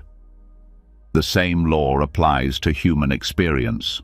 Every emotion, every phase, every challenge arises when it's meant to. Trying to rush or resist it only creates friction. Non-interference means allowing things to unfold in their natural rhythm, knowing that timing is a form of wisdom too. One of the most subtle ways the mind interferes is through expectation. It demands that reality fit its design. This should have happened by now. That shouldn't have happened at all. Expectation is interference disguised as order. It assumes the mind knows better than the universe, but the universe operates through a larger intelligence, one that includes infinite variables, far beyond your mental reach. When you release expectation, you align yourself with that intelligence. You stop arguing with life and start collaborating with it. Non-interference doesn't mean passivity. It means intelligent participation. You still act, but your action arises from clarity, not compulsion. You move when movement feels natural, and rest when rest is called for. In this way, action and stillness become equally sacred. The distinction between doing and being begins to dissolve. Every act becomes a spontaneous response instead of a calculated reaction. This is what Zen calls effortless effort, when the doing flows from presence, not from struggle. To experience this, you have to listen deeply, not to thoughts, but to the quiet pulse beneath them.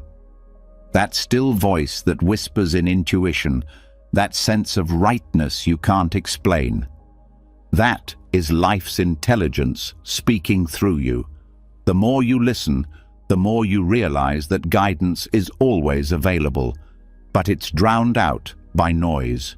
The constant analyzing, worrying, and second-guessing block the signal. Silence restores the connection. At first, this trust feels risky. The ego protests. If I stop interfering, things will fall apart. But the opposite happens. When you begin to step back, you see how much life organizes itself without your effort. Relationships evolve, opportunities appear, challenges resolve in ways you couldn't have planned. You realize that your interference was often the very thing delaying the natural flow. When you stop forcing outcomes, they begin to align on their own. The Buddha compared this to planting seeds. You prepare the soil, plant the seed and water it, but then you let the earth and sun do their work.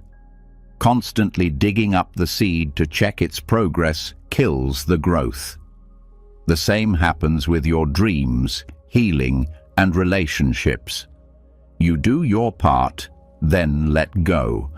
Life's intelligence handles the rest. This is not resignation, it's wisdom, knowing the difference between effort and interference. A mind that interferes constantly is like a restless hand that won't stop touching a wound. It thinks it's helping, but it's preventing healing. Trust allows the wound to close naturally. This principle applies to emotional healing too. Sometimes the most compassionate thing you can do for yourself is to stop trying to fix how you feel. Emotions have their own intelligence. When sadness arises, let it move through you. When anger surfaces, let it express in awareness. Don't suppress or dramatize it, just allow. In this way, even pain becomes part of life's balancing process. Non-interference is also the foundation of creativity. Artists, writers, musicians often describe moments when inspiration flows effortlessly, when it feels as though something greater is moving through them. That's Wu Wei. It's what happens when the mind stops micromanaging and allows the creative current to guide. The same can happen in conversation, in work, in love. When you stop controlling every detail, a higher intelligence begins to express itself through you. This flow is available to everyone, but it requires humility. You must accept that life knows what it's doing, even when you don't understand it. You don't need to see the entire map to trust the road. You don't need to control every turn to arrive at the right destination. Control is the mind's substitute for faith, but real faith is quieter. It doesn't beg, it listens. It doesn't demand, it observes. One way to cultivate this trust is to reflect on your own life. Think of moments when things seem to fall apart, only to later reveal a hidden order, a loss that led to growth, a delay that led to better timing, a failure that redirected you to something truer. At the time, you might have called it chaos, but from distance, it looks like design. Life was guiding you all along. You just couldn't see it from the middle of the story. When you begin to trust that intelligence, worry starts to lose its power. Worry is interference in mental form, the attempt to control the uncontrollable through thought. But thought cannot predict life. It can only react to it. The future is not a problem to be solved, but an unfolding to be witnessed. The more you interfere with it, the more anxious you become. The more you trust it, the more peaceful you feel. This doesn't mean you never plan or make decisions. Planning is useful when it arises from clarity, not fear. The difference is in your state of being. When your plan comes from worry, it carries tension. When it comes from trust, it carries ease. You act, but you don't cling. You prepare, but you don't obsess. The outcome matters, but it doesn't define your peace. Non-interference also changes how you relate to others. When you trust life's intelligence, you stop trying to manage people's journeys.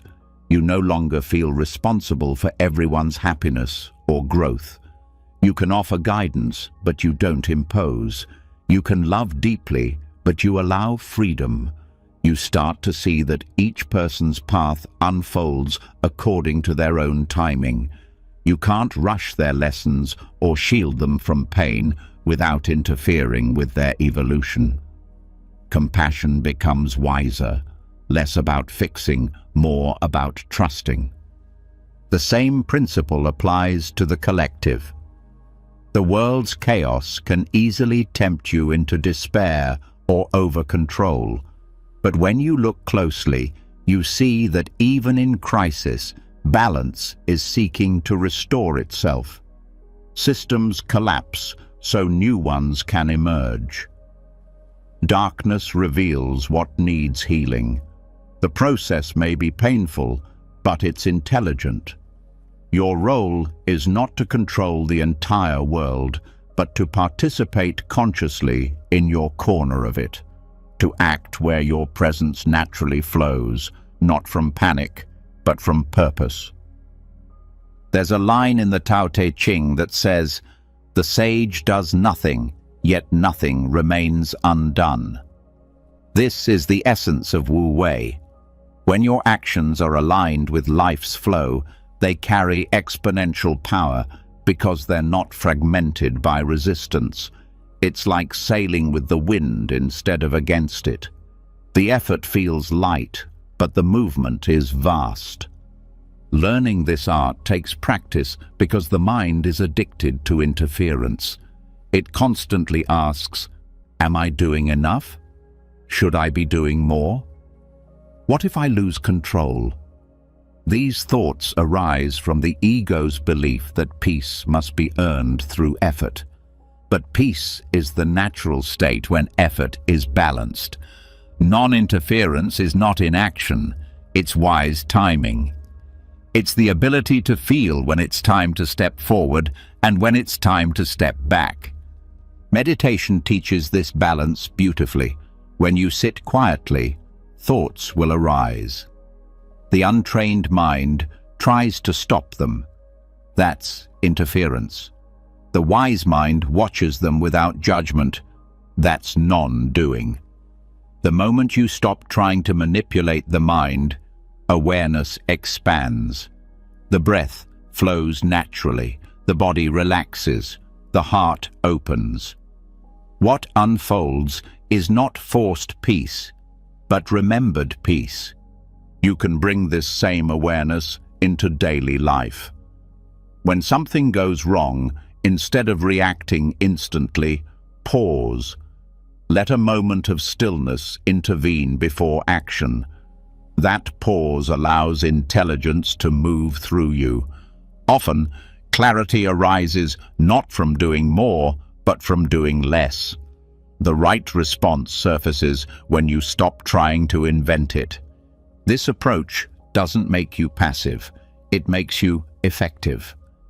You start to notice how forcing things rarely works, while allowing creates harmony. Conversations go smoother when you stop trying to win. Work flows better when you stop pushing. Even the body heals faster when you stop resisting discomfort. Life unfolds more gracefully when you trust its rhythm. Non-interference also reveals a deeper truth about control. that it was never real to begin with. You never controlled outcomes, only your perception of them. Every time you thought you made something happen, countless unseen forces were at play. Timing, coincidence, other people's choices, universal laws. When you recognize this, control becomes unnecessary. You start to act not from domination, but from cooperation with life's movement. At the heart of this teaching lies humility. To trust life is to admit that you don't fully understand it. It's to accept mystery as a friend, not a threat. The mind craves certainty, but wisdom thrives in uncertainty. You don't need all the answers, you only need to stay open.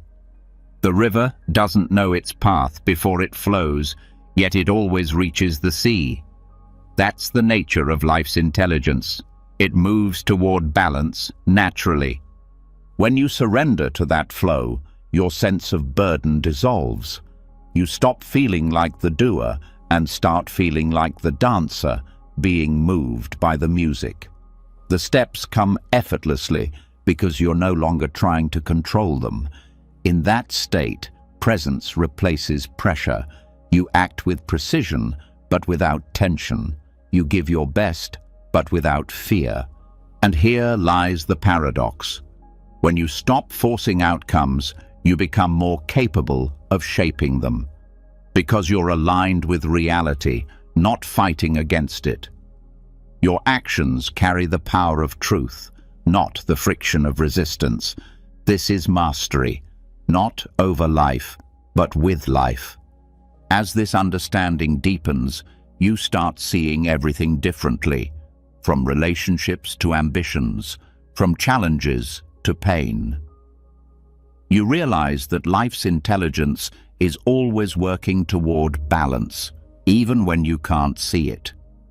Trusting it doesn't mean ignoring responsibility.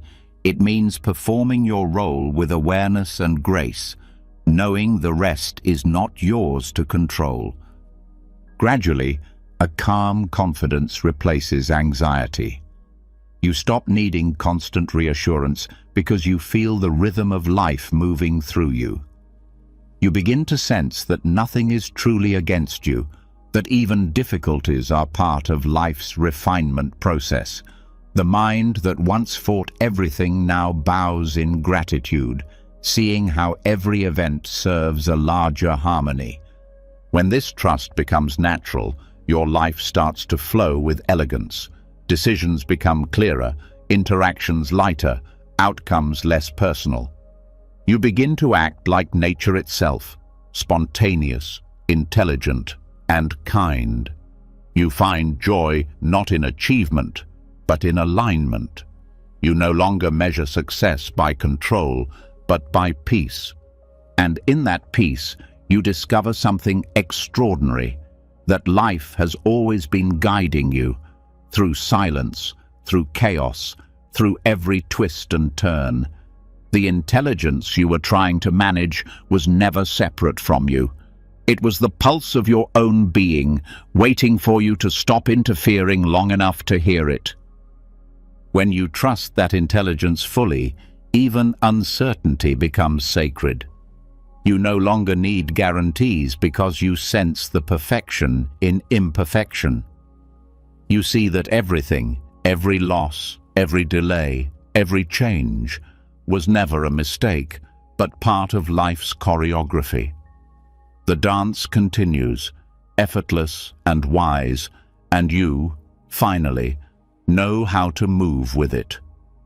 When you begin to live in rhythm with life's intelligence, something subtle but profound starts to happen. The mind grows quieter. The need to push fades. You stop wrestling with what is. But even in this peace, there remains one final trick of the mind, a faint echo of control, thought itself.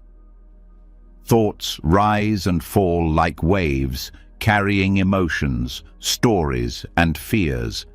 They seem real, heavy, undeniable. Yet when you look closer, you see something astonishing. Thoughts have no weight. They are reflections, not reality. The mind is like a mirror. It doesn't create what appears in it. It reflects. When clouds pass across the sky, the mirror shows them. When the sky clears, the mirror remains unchanged. But most people mistake the reflection for the truth.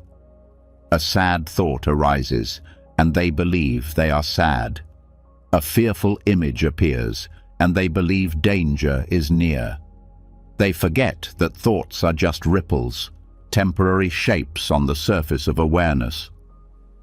The Buddha called this illusion Maya, the tendency to mistake reflections for reality. This confusion is the root of worry. Worry is thought believed. It's the mind watching its own reflection and reacting as if it were something solid. A worried mind looks into the mirror of awareness and sees disaster, failure, loss. Then it panics, not realizing it's staring at its own projection. To free yourself from worry, you don't need to erase thoughts. You only need to see them as reflections. When you start observing the mind without identifying with it, a radical shift occurs. You realize there are two layers within you, the content of thought and the awareness that notices it. Awareness is like the mirror. Thought is the reflection.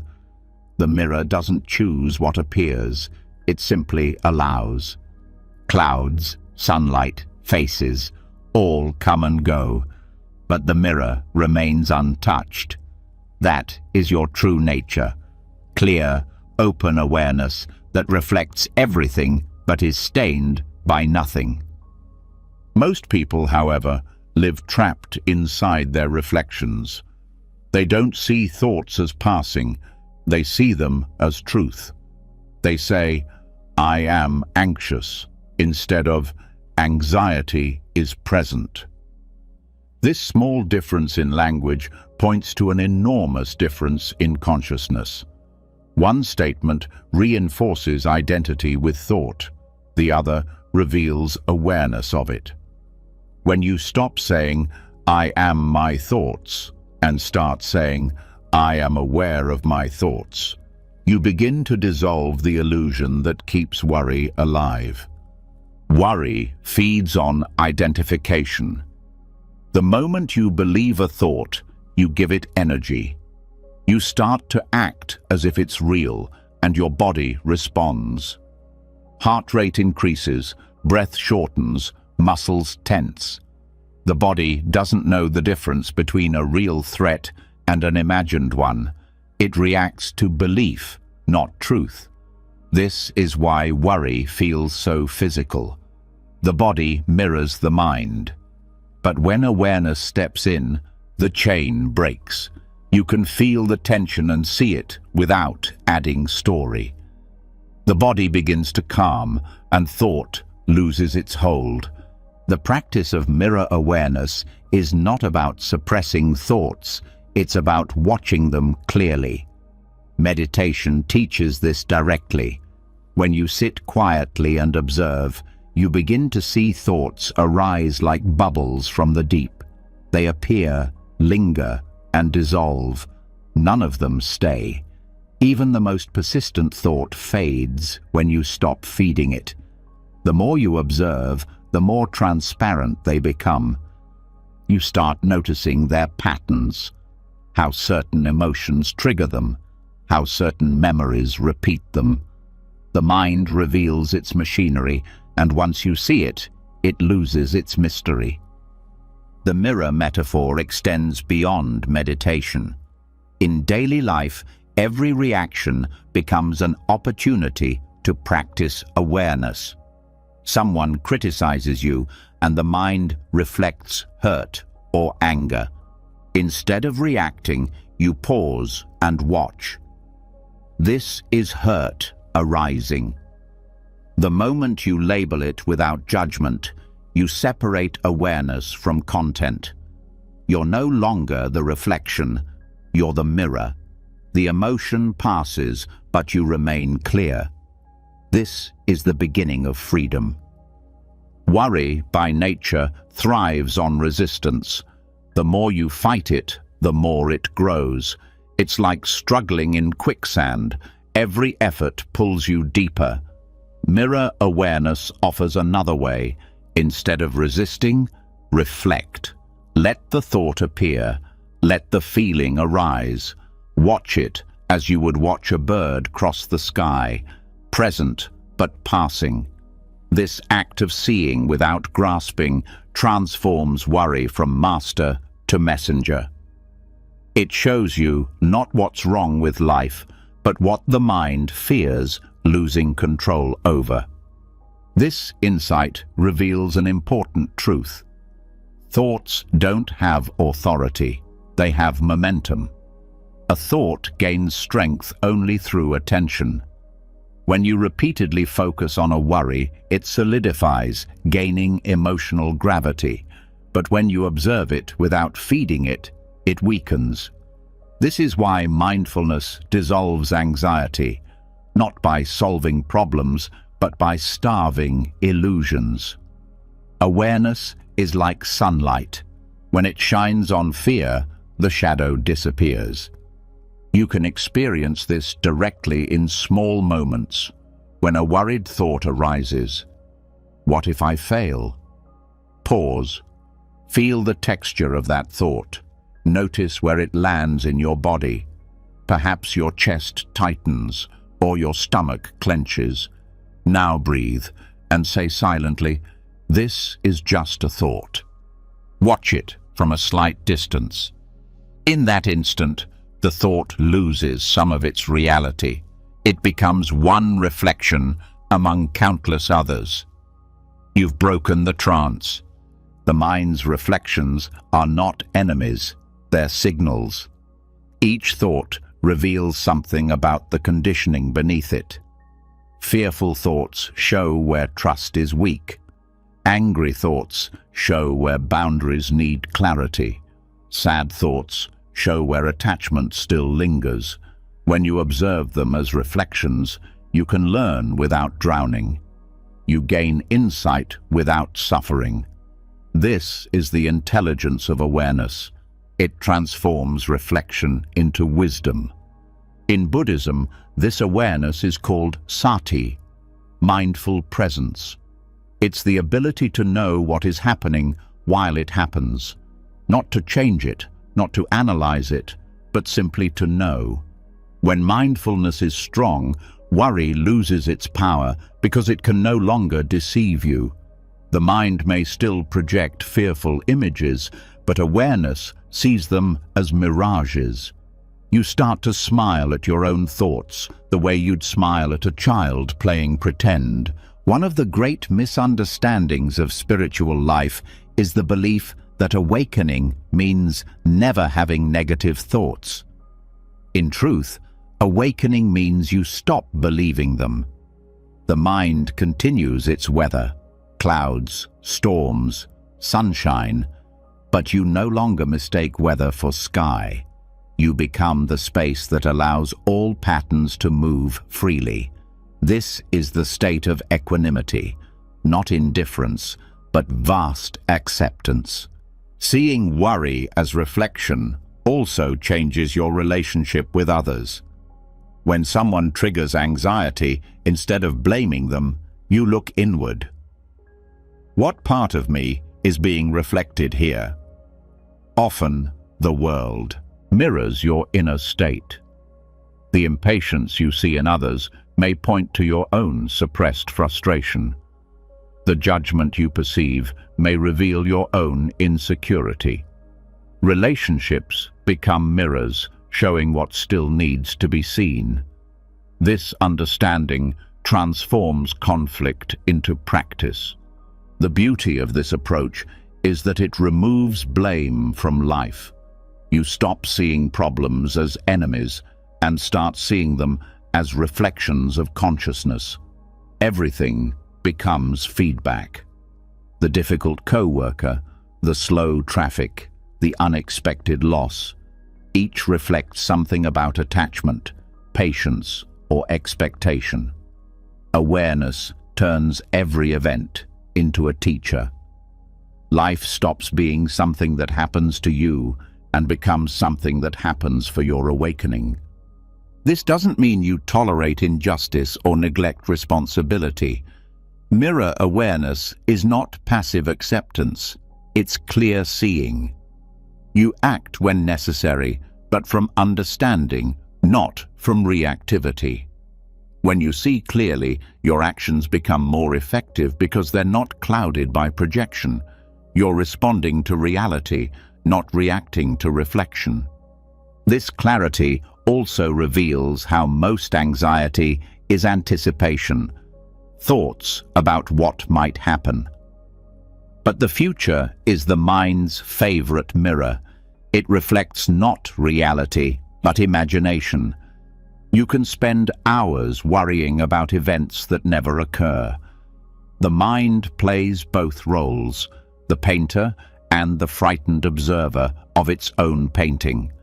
Awareness breaks this loop by grounding you in the present.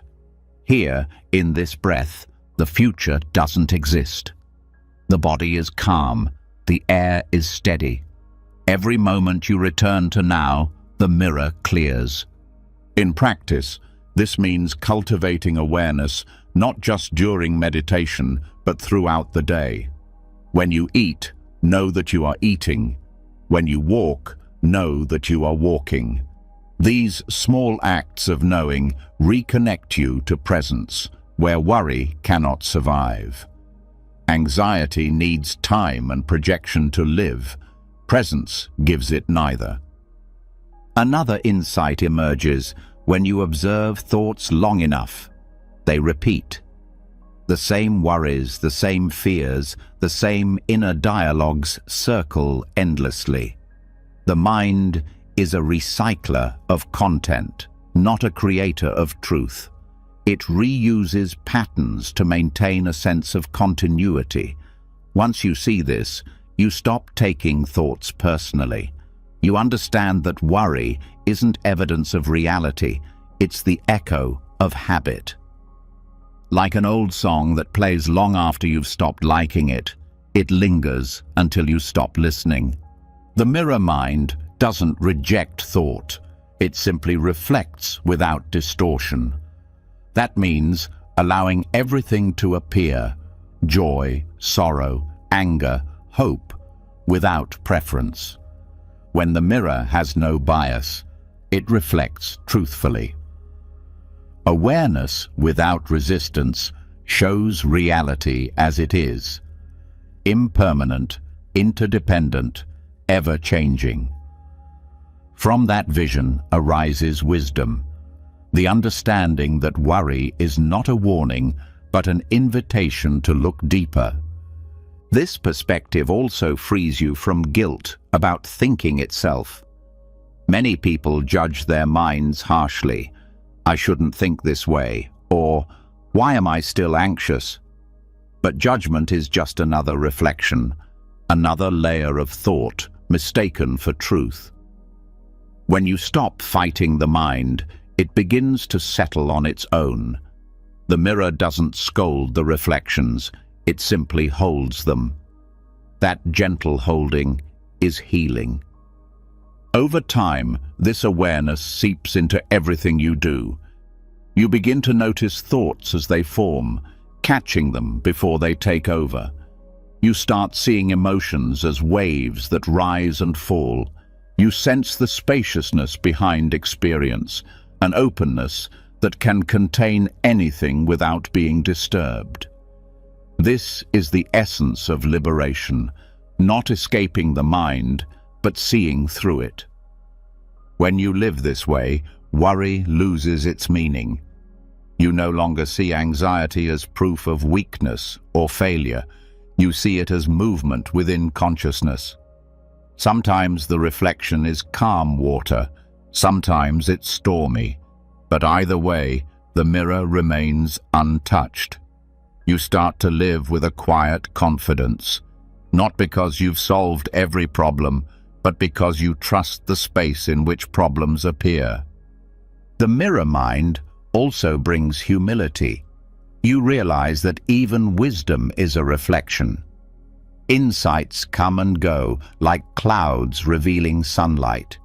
You no longer cling to being right. You just stay aware. You stop needing to win arguments, prove points, or convince others. You speak with clarity, but without aggression. The peace that arises from this non-defensiveness is profound.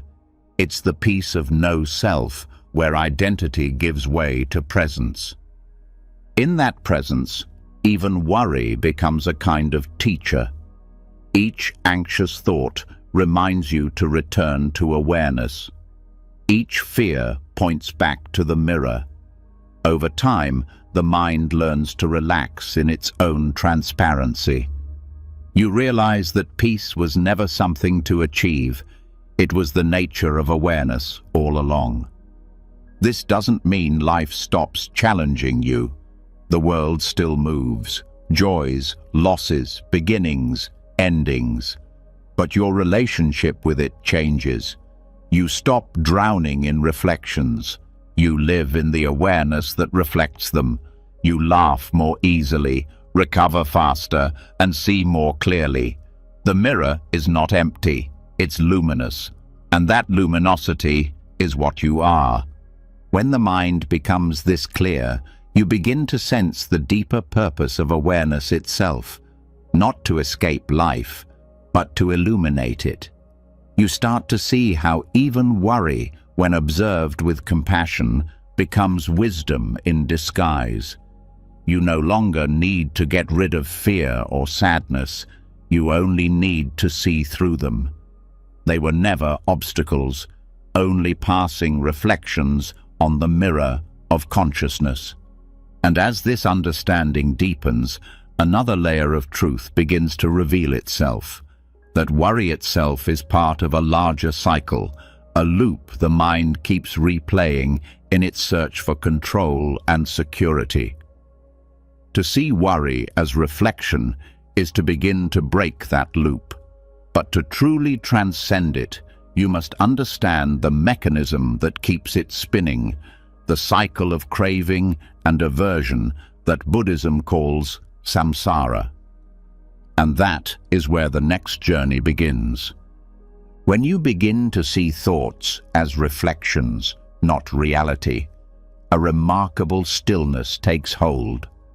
Worry starts to dissolve because you recognize its nature, a passing movement on the surface of awareness. Yet even in this clarity, a quieter form of restlessness often remains, subtle and seductive. It doesn't look like fear or anxiety. It looks like hope. Hope seems pure, noble, even essential. It gives us something to hold on to when everything else feels uncertain. But beneath its glow hides a tension few notice, the soft, persistent unease of wanting the future to be different from the present. Hope, for most people, feels like light. It promises relief, better days, a reward for endurance. But the Buddha pointed to something radical, that hope, when unexamined, carries the same structure as fear. Both project into the future. Both say, what is not enough. Hope reaches forward. Fear recoils. They are two sides of the same coin, craving dressed in opposite emotions. Hope pulls you toward what you desire. Fear pushes you from what you resist. Both steal you from presence. This is not a rejection of hope itself, but an invitation to see it clearly. The kind of hope that liberates is different from the kind that binds. One arises from faith in life's unfolding, the other from dissatisfaction with the now. Most of us live entangled in the second type, the subtle suffering of anticipation. We tell ourselves, when I get there, I'll be free. When this happens, I'll finally rest. But there never arrives, because the mind keeps moving the goal. The chase continues, dressed as optimism, yet fueled by anxiety. This hidden anxiety within hope is easy to miss because it feels positive. It propels us to plan, to dream, to act. But underneath is a whisper, "Not yet." That whisper breeds restlessness. Even when things go well, the mind leaps to the next improvement. You finish one goal and instantly start another. You tell yourself it's ambition, but if you look closely, it's discomfort with stillness. A quiet inability to be content with now. The Buddha described this as bhava tanha, the craving for becoming. It's subtler than desire for pleasure or avoidance of pain. It's the endless drive to be more successful, more peaceful, more spiritual, more loved. The world praises this drive as progress, but spiritually, it's exhaustion disguised as purpose. It keeps you moving endlessly toward a horizon that recedes with every step. To see the suffering hidden in hope, you have to look at its texture. When you hope for something, your mind leaves the present moment. It begins constructing images of how things should be.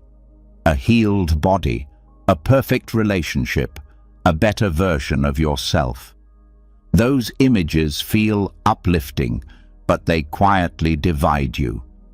One part of you lives in the imagined future, while another stays in the imperfect now. The distance between the two becomes tension. That tension is what you call motivation, but in truth, it's dissatisfaction with what is. This doesn't mean giving up all goals or dreams. It means learning to aspire without anxiety, to move toward growth without the weight of needing the future to save you. This is what Buddhist teachers call equanimous aspiration. You can still wish for healing, success, or peace, but you no longer stake your happiness on them. You act with intention, but without attachment. You plant seeds, but you let go of the harvest. Equanimous aspiration is different from passive acceptance. It doesn't say, "Do nothing." It says, "Do what is right, then rest in what unfolds." It's not the death of hope, it's the purification of it. The hope that binds says, "I'll be happy when." The hope that frees says, "I trust this moment as it is." One reaches forward with grasping, the other stands still in faith. This shift changes everything. When you stop needing the future to fix you, the present becomes enough. You can still dream and plan, but your peace no longer depends on outcome. Whether things go well or fall apart, your inner state remains steady. That's real power, the ability to act fully without losing your center. To reach this state, you have to examine the subtle ways hope disguises attachment. You may think you're pursuing joy, but often you're running from discomfort. You may say you're aiming for growth, but secretly you're avoiding failure. Hope becomes a mask that hides fear. It says, "I'm striving for something beautiful," but beneath the beauty is the anxiety of not being enough as you are. Awareness of this pattern doesn't make hope disappear, it makes it transparent. You begin to use hope consciously rather than being used by it. This awareness also exposes the constant bargaining the mind does with life. It says, "I'll accept this pain, but only if it leads to something better," or "I'll be patient, but only if the reward is worth it." The ego turns even surrender into a transaction. But life doesn't negotiate. It unfolds according to its own wisdom. The moment you realize this, a strange peace appears, not because you got what you wanted, but because you no longer need to. This is where real freedom begins. Hope, when untangled from craving, becomes trust. You start to see that everything is already part of a greater balance. You don't need to force outcomes because they're already guided by an intelligence deeper than thought. You can still act, still create, still dream, but you do it from fullness, not lack. Your hope becomes gentle, spacious, like wind filling a sail, not fire burning the fuel of restlessness. To reach this place, you must face the discomfort of hope's collapse. When the mind realizes it cannot control the future, it trembles. That trembling feels like despair at first. You may feel lost, unanchored, purposeless. But beneath that loss is liberation, the freedom from needing guarantees. Hope collapses only to reveal trust, just as a wave falls back into the ocean it never left. This surrender to uncertainty doesn't make you passive, it makes you alive. When you no longer demand that life meet your expectations, every moment becomes new. You start noticing small details that once went unseen: the rhythm of breath, the play of light, the sound of rain. Presence becomes your security. You stop asking, "What's next?" and start realizing, this is it. Even in grief or pain, this awareness transforms experience. Instead of hoping pain will end, you start listening to what it teaches. You stay with it without trying to rush it away. Paradoxically, the pain begins to move faster when you stop pushing it. Life knows how to heal itself if you stop interfering. Hope says, "I'll feel better when this is over." Awareness says, "This too is part of life's intelligence." This understanding brings gentleness to ambition. You can still work for change, but the energy behind your work shifts. You're no longer fighting against reality, you're cooperating with it. You act from joy, not desperation. When success comes, you appreciate it without clinging. When it fades, you let it go without despair. You realize that your peace doesn't depend on the outcome, only on alignment with truth. The anxiety hidden in hope often shows up in spiritual practice as well. Many seekers turn meditation, prayer, or study into another form of striving. They hope to achieve enlightenment, to finally find peace. But this very effort becomes a barrier. You can't chase stillness with a mind that's running. Awakening isn't a destination, it's the dropping of the search. It reveals itself when the mind stops demanding something more. In this way, spiritual hope becomes the final illusion to dissolve. You don't awaken because you've earned it. You awaken because you stop pretending you were ever asleep. The light of awareness was always present. Hope only delayed the recognition by projecting it into the future. When the seeker disappears, the sought is found, not as an event, but as a timeless truth. Seeing through hope also brings compassion for others.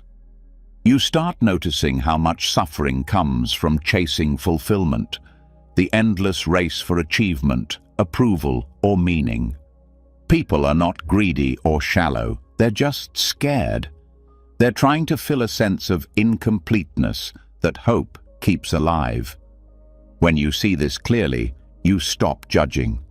You understand that everyone, including you, is learning to rest in what already is. Compassion replaces criticism. Patience replaces urgency. In daily life, this awareness shows up as small shifts. When you catch yourself saying, "I hope this goes well," you pause and add, "And if it doesn't, that's okay too." This simple addition breaks the chain of attachment. It turns hope into openness. You're still wishing for the best, but you're no longer afraid of the rest. This mindset frees enormous energy. What was once spent on worry now fuels creativity, humor, and clarity.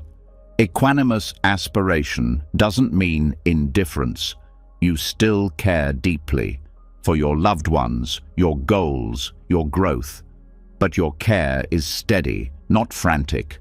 You can give your best effort and still rest peacefully at night. You can love fully and still accept loss. This is not detachment, it's maturity. It's love without demand, effort without exhaustion. At the core of this transformation is trust. Trust not in circumstances, but in awareness itself. The same intelligence that regulates your heartbeat and turns seed into tree is guiding your path. When you align with that flow, you no longer need to chase outcomes. You move with life instead of ahead of it. Your hope transforms from longing into participation. You stop waiting for happiness to arrive and start expressing it through every action. This state of trust is not something you reach once and keep forever. It's a living practice. The mind will still reach for hope. That's its habit. But each time you notice, you gently return to presence. You remind yourself, "I don't need the future to be complete. I am complete now." Slowly, hope becomes lighter, not an escape from the present, but a natural movement within it. To sustain this awareness, reflection is essential. At the end of each day, ask yourself, what was I hoping for today? What discomfort was I trying to avoid? This isn't self-criticism, it's curiosity. The answers reveal where attachment still hides. With each insight, you loosen the knot a little more. Over time, you start to live with less tension, less striving, less inner noise. When the anxiety of hope fades, gratitude naturally arises. You no longer look to the future for salvation. You find blessings where you stand. Ordinary moments become luminous. The sound of your breath, the warmth of tea, the touch of sunlight. You see that life has always been enough. You were simply too focused on tomorrow to notice. Gratitude becomes your default state, not as forced positivity, but as recognition of abundance that was always here. Even in uncertainty, this gratitude endures. The unknown no longer feels threatening because you see it as spacious. It holds infinite possibilities, not dangers. Hope once made you chase one possible future. Awareness lets you receive them all. Life stops being a path to somewhere else and becomes a dance unfolding step by step, perfectly incomplete. This realization is not the end of movement. It's the beginning of true flow. When you act without clinging, every gesture carries peace. When you plan without anxiety, every goal feels lighter. You stop measuring progress by distance from your dreams and start measuring it by depth of presence. The more you live this way, the more you discover a peace that doesn't depend on anything.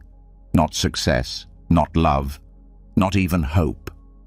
In this space, life becomes simpler, not smaller. You can still dream, but your dreams don't imprison you. You can still aim high, but you're not afraid of falling. You move with purpose, not pressure. And because you're no longer running from now, every step feels alive. The greatest paradox is that when you stop clinging to hope, joy becomes effortless. You laugh more easily, forgive faster, rest deeper. Life doesn't need to fulfill your expectations anymore. It becomes fulfilling by itself. You realize that what you once called hope was a misunderstanding, mistaking the desire for peace as something to be achieved when it was simply waiting to be noticed. As this understanding ripens, you begin to sense something profound, that the cycle of craving and anticipation, of fear and hope, is the very heartbeat of samsara itself. To break free from this cycle, one must see how it repeats, how each hope births fear, and each fear fuels more desire. The next step is to uncover how this endless loop keeps the mind circling the same patterns of suffering, the worry habit itself taking shape as a modern form of samsara. When the mind begins to see through the cycle of hope and craving, the constant reaching forward slows. You no longer lean so heavily into the future, and the endless tension that once filled your chest begins to dissolve. Yet, as that stillness deepens, another discovery unfolds. There is a weight you've carried all along, hidden not in the future, but in the sense of self itself. The ego, subtle and persistent, survives every insight by finding new ways to assert its presence.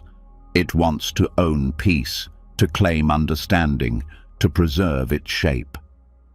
The path ahead isn't about fighting the ego, but learning to let it fade in small, ordinary ways, until what remains is simple awareness, unburdened and alive.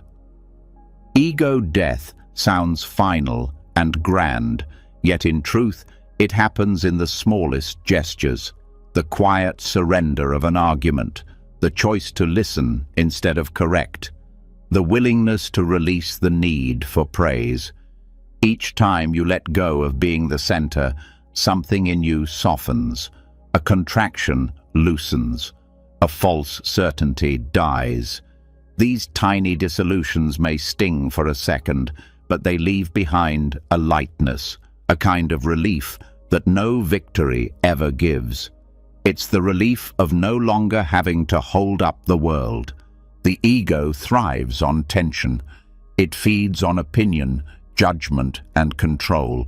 Every time you insist on being right, every time you defend a position, the ego grows denser.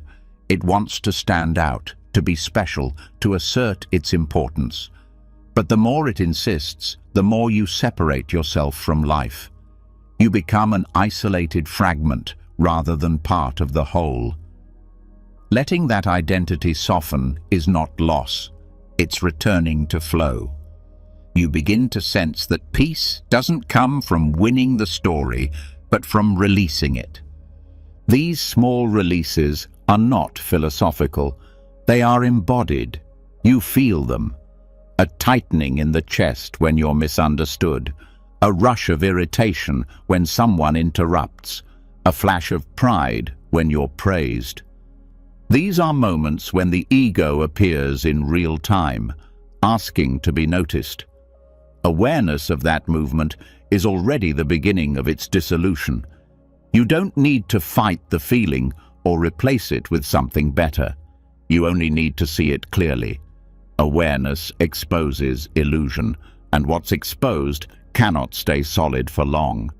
When you start watching closely, you realize the ego dies dozens of times a day. It dies when you laugh at yourself, when you forgive, when you choose silence over defense. It dies when you allow someone else's truth to exist beside your own.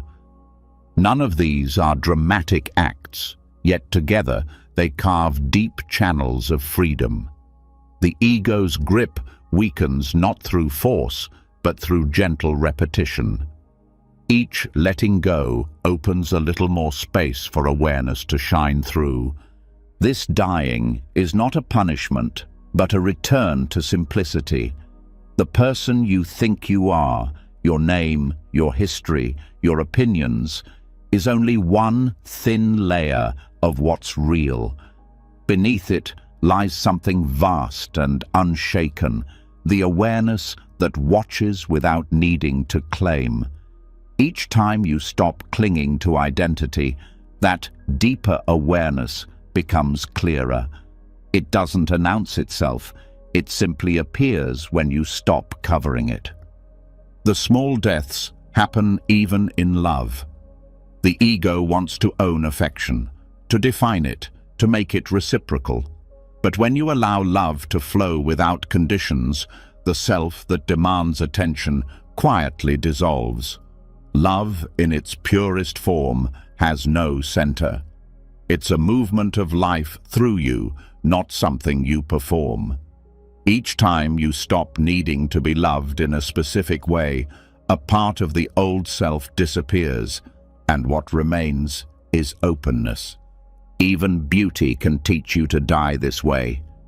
When you're moved by music or by light on water, the boundaries of me fade for a moment.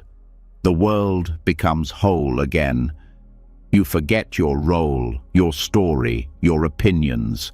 You're just there, pure experiencing, no separation. The ego returns soon after, trying to name the moment or keep it. But if you don't follow that impulse, you rest again in the same spaciousness. These are the joyful deaths, the dissolving that feels like expansion rather than loss. At first, this practice feels fragile. The ego's need for definition runs deep. It doesn't disappear overnight. It slowly loses its authority. You'll still find yourself arguing, judging, defending. That's not failure. It's another chance to see. Every contraction reveals a doorway back to awareness. The key is to pause before the story grows. Feel the resistance rise and watch what happens when you don't feed it. You'll notice how quickly emotion changes shape when it's not held by narrative. Anger softens, pride quiets, fear subsides. The self reforms more gently, less tightly bound. Daily life becomes the perfect training ground for this practice. When you're waiting in line, notice impatience. That's the ego insisting time owes you comfort. When someone disagrees with you, feel the urge to explain. That's the ego seeking validation. When plans change unexpectedly, observe the resistance. That's the ego fearing loss of control. Each moment of irritation or defense is an invitation to practice dying a little. Not by force, but through recognition. The ego dies whenever you let something be as it is. To allow life its own rhythm is to step out of the center. When things don't unfold as you want, notice how quickly the mind constructs blame or comparison. It says, "This shouldn't be happening." But awareness sees that thought as another reflection passing through.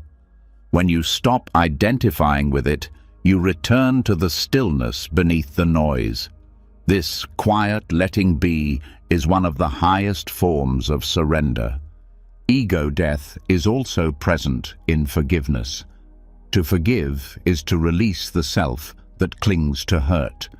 The ego keeps wounds alive because they give it shape. I was wronged. I am righteous.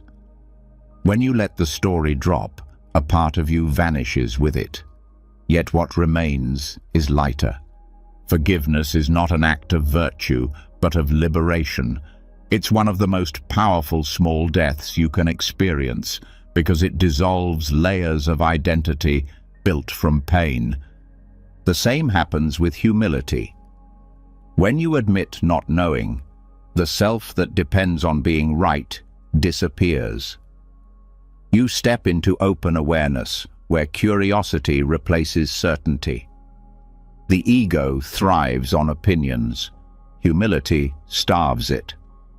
This openness allows understanding to grow naturally, without the strain of defending a position.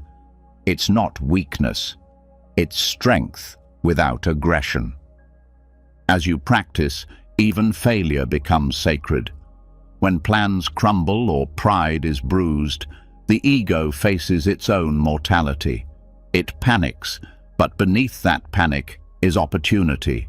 You can let the collapse reveal the vastness that remains untouched.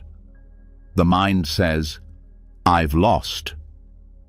Awareness knows nothing was ever yours to lose. That recognition turns pain into insight. The self that emerges after such moments is quieter, wiser, less afraid of falling again. These micro-deaths also occur through simplicity. The more you simplify, the fewer structures the ego can hide behind. Complexity is often its armor, layers of activity, distraction, and identity. Simplicity removes the armor and exposes the raw truth of being. You begin to live more directly, speaking less, listening more, acting from clarity instead of compulsion. The absence of clutter, inner or outer, feels like breathing freely for the first time. In this process, resistance will arise as fatigue, boredom, or even pride in doing well. The ego can disguise itself as spirituality. I am someone who has transcended ego. Recognizing that thought as another mask is yet another death. Awareness keeps you honest. The moment you claim progress, pause. The one who claims is the one being undone. Every small death brings gratitude. You start noticing how much energy is released when you stop fighting to be someone. The body relaxes, the breath deepens, the constant background tension of self-concern fades. Life feels simpler, not because circumstances changed, but because the constant commentary has quieted. The silence that follows each release is more satisfying than any victory the ego could win. This silence is not empty. It's alive. It holds compassion, humor, and patience. You start to laugh more easily at the mind's dramas. The same patterns that once caused suffering now appear almost theatrical. You see how the ego tries to reclaim center stage, and you let it, knowing it will pass. Nothing needs to be fixed. Awareness itself is the correction. The joy in these small deaths grows because each one reveals something indestructible. You realize that what you truly are doesn't die when identity fades. It becomes clearer.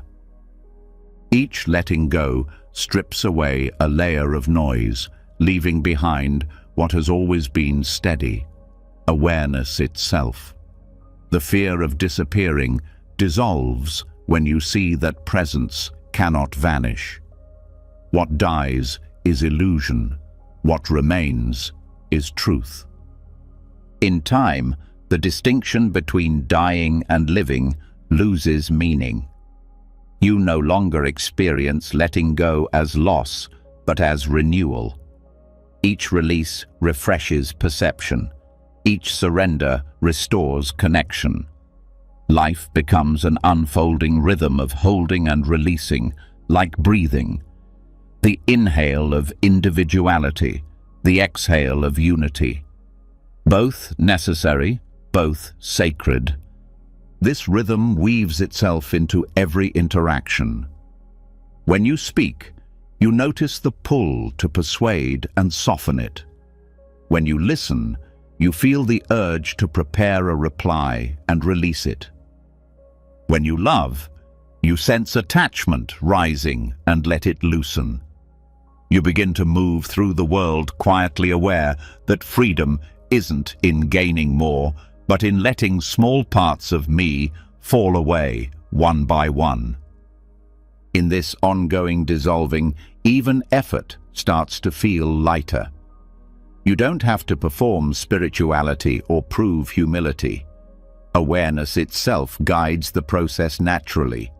You notice, release, return. The ego dies, and in its place, a calm vitality takes root. Not the energy of striving, but of being.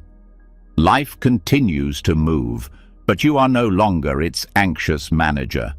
You are its participant, open, alert, and at ease. As the ego begins to dissolve through small daily deaths, life becomes lighter. The walls of self-importance start to thin, and awareness moves more freely through everything you do. But with this new spaciousness comes a subtle challenge: how to stay engaged with life without falling back into control. How to care deeply without grasping. How to help, love, protect, and guide without turning those impulses into ownership or anxiety. This delicate equilibrium is the middle way between caring and control. It's easy to confuse compassion with responsibility. The heart feels another's suffering and instantly wants to relieve it, to fix it, to make it disappear. That impulse comes from kindness, but it often hides a layer of fear. Fear of powerlessness, fear of watching someone hurt, fear that if we don't act, we're failing them. The difference between caring and control is invisible to the untrained mind, yet it defines the boundary between love that liberates and love that imprisons. The Buddha's teaching on the middle way was not limited to philosophy. It's a living wisdom for moments like these. It teaches balance, not the cold detachment of indifference, nor the fiery grip of obsession. It's a quiet intelligence that knows when to step forward and when to step back. True compassion doesn't interfere. It participates. It joins life's flow instead of trying to redirect it. This balance begins with understanding that caring doesn't mean controlling outcomes. To care is to be fully present with another's experience without trying to rewrite it. It's to meet suffering with presence, not panic. When someone you love struggles, you don't have to rush in to fix their pain. You can hold space for it, a space that allows their process to unfold naturally. That kind of care is more powerful than any solution because it honors the intelligence of the other person's journey. Control, on the other hand, arises when fear disguises itself as love. It says, "I just want what's best for you." But beneath that statement is an unspoken belief: I know better than life. It's the same ego we've been dissolving, now reappearing in a more virtuous costume. Control doesn't trust the timing of growth. It tries to accelerate it. It doesn't trust pain to teach. It tries to erase it. And in doing so, it robs others and ourselves of their natural unfolding. True caring accepts imperfection as part of wisdom. It doesn't demand that life conform to its schedule. When a friend suffers, the caring heart can sit quietly beside them, offering warmth without words. When a child makes mistakes, caring lets them learn through experience, even when it hurts to watch. When a plan falls apart, caring accepts it as part of life's pattern, not a failure to manage properly. This is compassion that breathes instead of tightens, love that trusts instead of fears. The balance between caring and control is tested most in relationships. You want the people you love to be safe, to choose wisely, to avoid pain, but their life belongs to them, not to your expectations. When you interfere with their path, even with good intentions, you unconsciously send a message: I don't believe you can handle this. The deeper truth of love is faith. Faith that the same intelligence guiding your growth guides theirs too. This understanding transforms how you help others. Instead of rescuing, you begin to support. Instead of directing, you begin to empower. You stop trying to carry people across the river and start trusting that they can swim, even if they struggle. Compassion gives you presence. Control gives you tension. The two feel completely different in the body. Compassion feels open, like breathing fully. Control feels contracted, like holding your breath. You can feel the difference immediately when you slow down enough to notice. The same principle applies to how you treat yourself. Inner control masquerades as discipline, self-improvement, even spirituality. You push yourself to grow faster, meditate better, understand more. But real growth is organic, not mechanical. The middle way honors effort, but frees it from compulsion. You practice with sincerity, then release the outcome. This is how discipline becomes devotion instead of demand. In Buddhist psychology, this balance is often expressed through the concept of upekkha, equanimity. Equanimity is not indifference. It's steady love that neither clings nor rejects. It allows joy and sorrow, success and failure, closeness and distance, without collapsing into either extreme. It's the mind's natural posture when it's rooted in awareness instead of fear. The equanimous heart says, I care, but I don't control. That statement isn't detachment. It's the highest form of trust. Practicing this balance begins with attention to your motivations. Before acting, pause and ask, am I moving from love or from fear? Love acts because it wants to connect. Fear acts because it wants to control. Love trusts process. Fear demands results.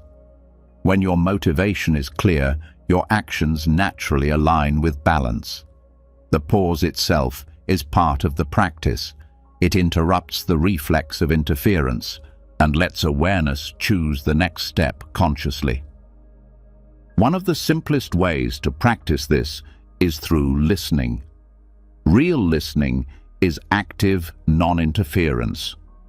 It's staying present without inserting your opinions or fixes. When you truly listen, you create space for others to hear themselves. Silence becomes medicine.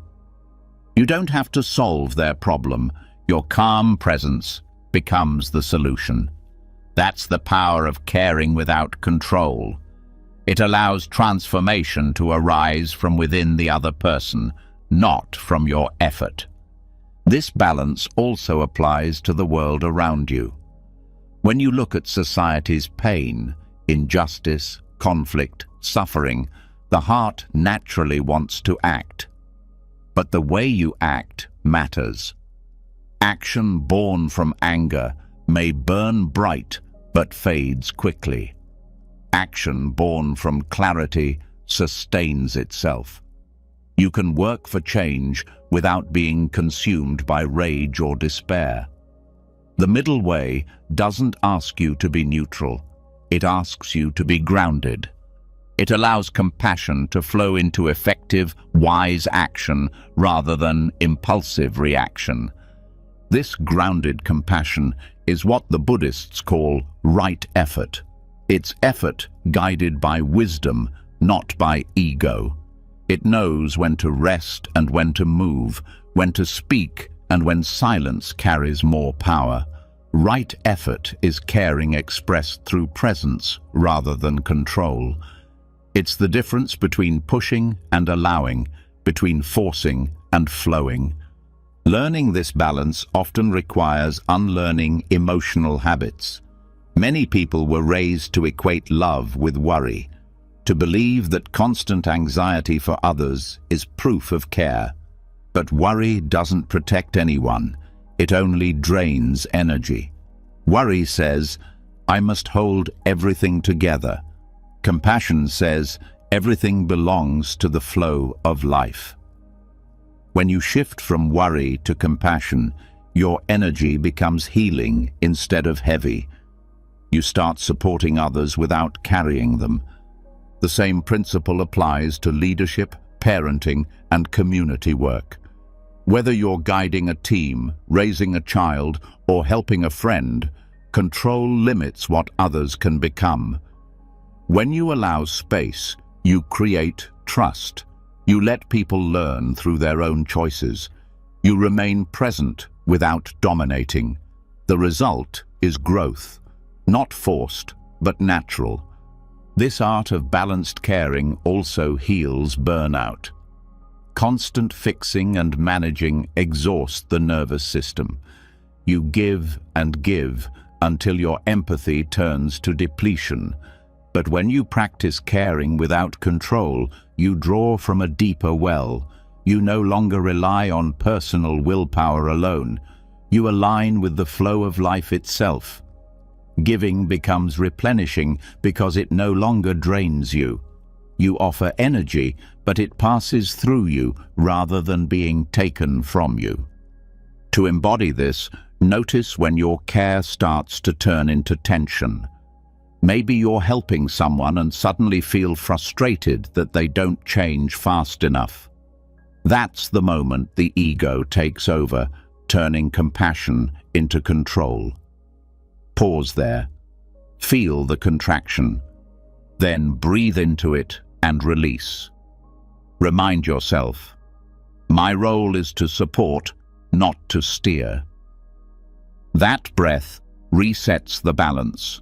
It brings the mind back to presence instead of projection. Even in spiritual practice, this balance is essential.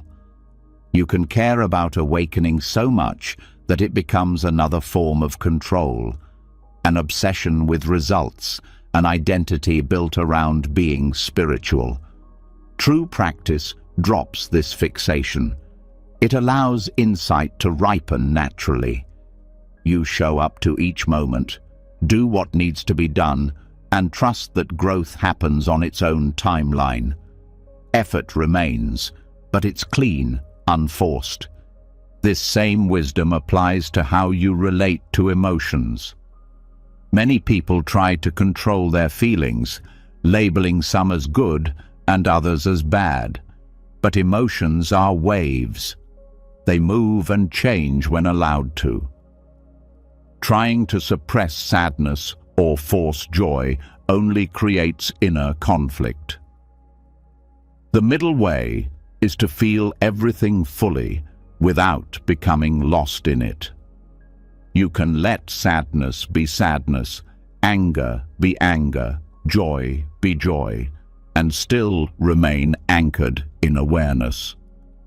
Emotional intelligence grows from this gentle acceptance. Over time, the distinction between caring and control becomes intuitive. You start to feel the difference in your body.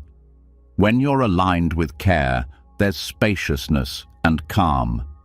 When you slip into control, there's tightness, impatience, and fatigue. The body becomes a compass for the soul's balance.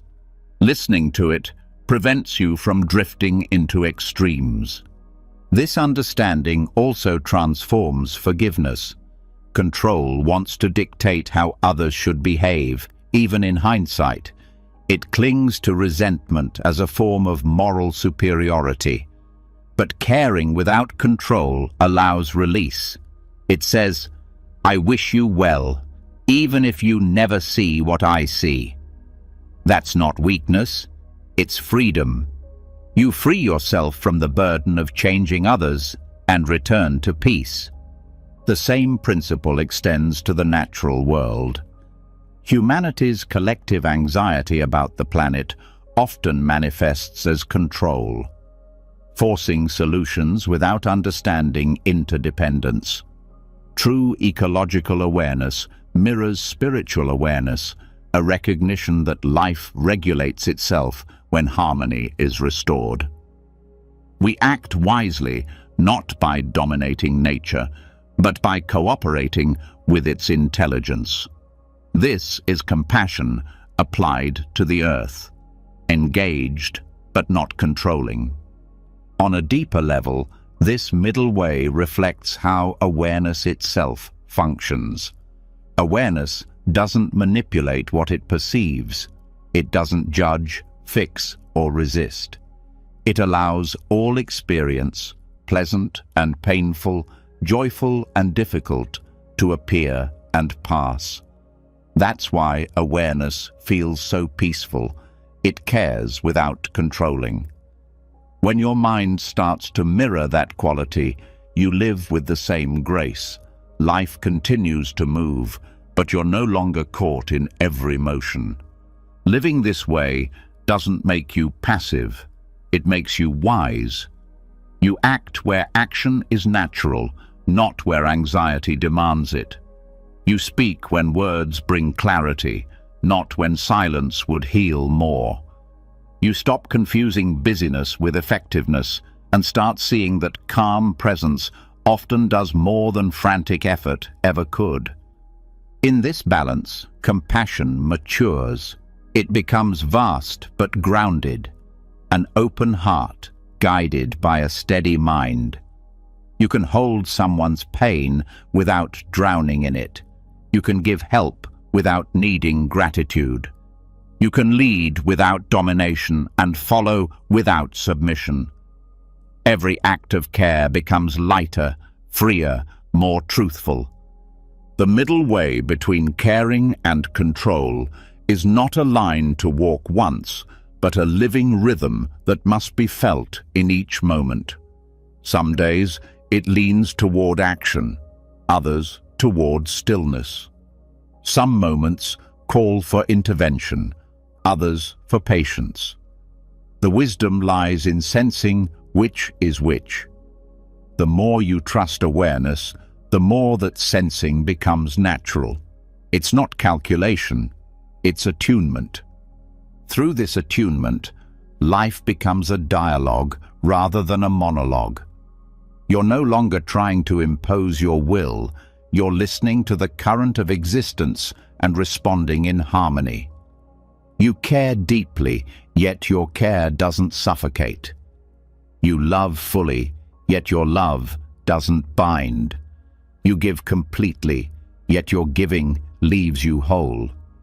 This is compassion in balance, the effortless grace of being present without control, where love breathes freely and peace sustains itself. When caring becomes free from control, the heart settles into a rare kind of quiet. You start to feel the ease that comes from acting without attachment, helping without exhaustion, and loving without fear. Yet, even as balance deepens, something persistent lingers in the background. The hum of habitual thinking, the pull of anxiety that returns no matter how many insights you've had. You wake with a calm mind, but by afternoon, the same loops begin, replaying, predicting, worrying. It's as if the mind keeps rebuilding the same maze, even after you've learned the way out. This is not failure, it's samsara in psychological form, the worry habit loop that keeps humanity circling the same patterns of suffering.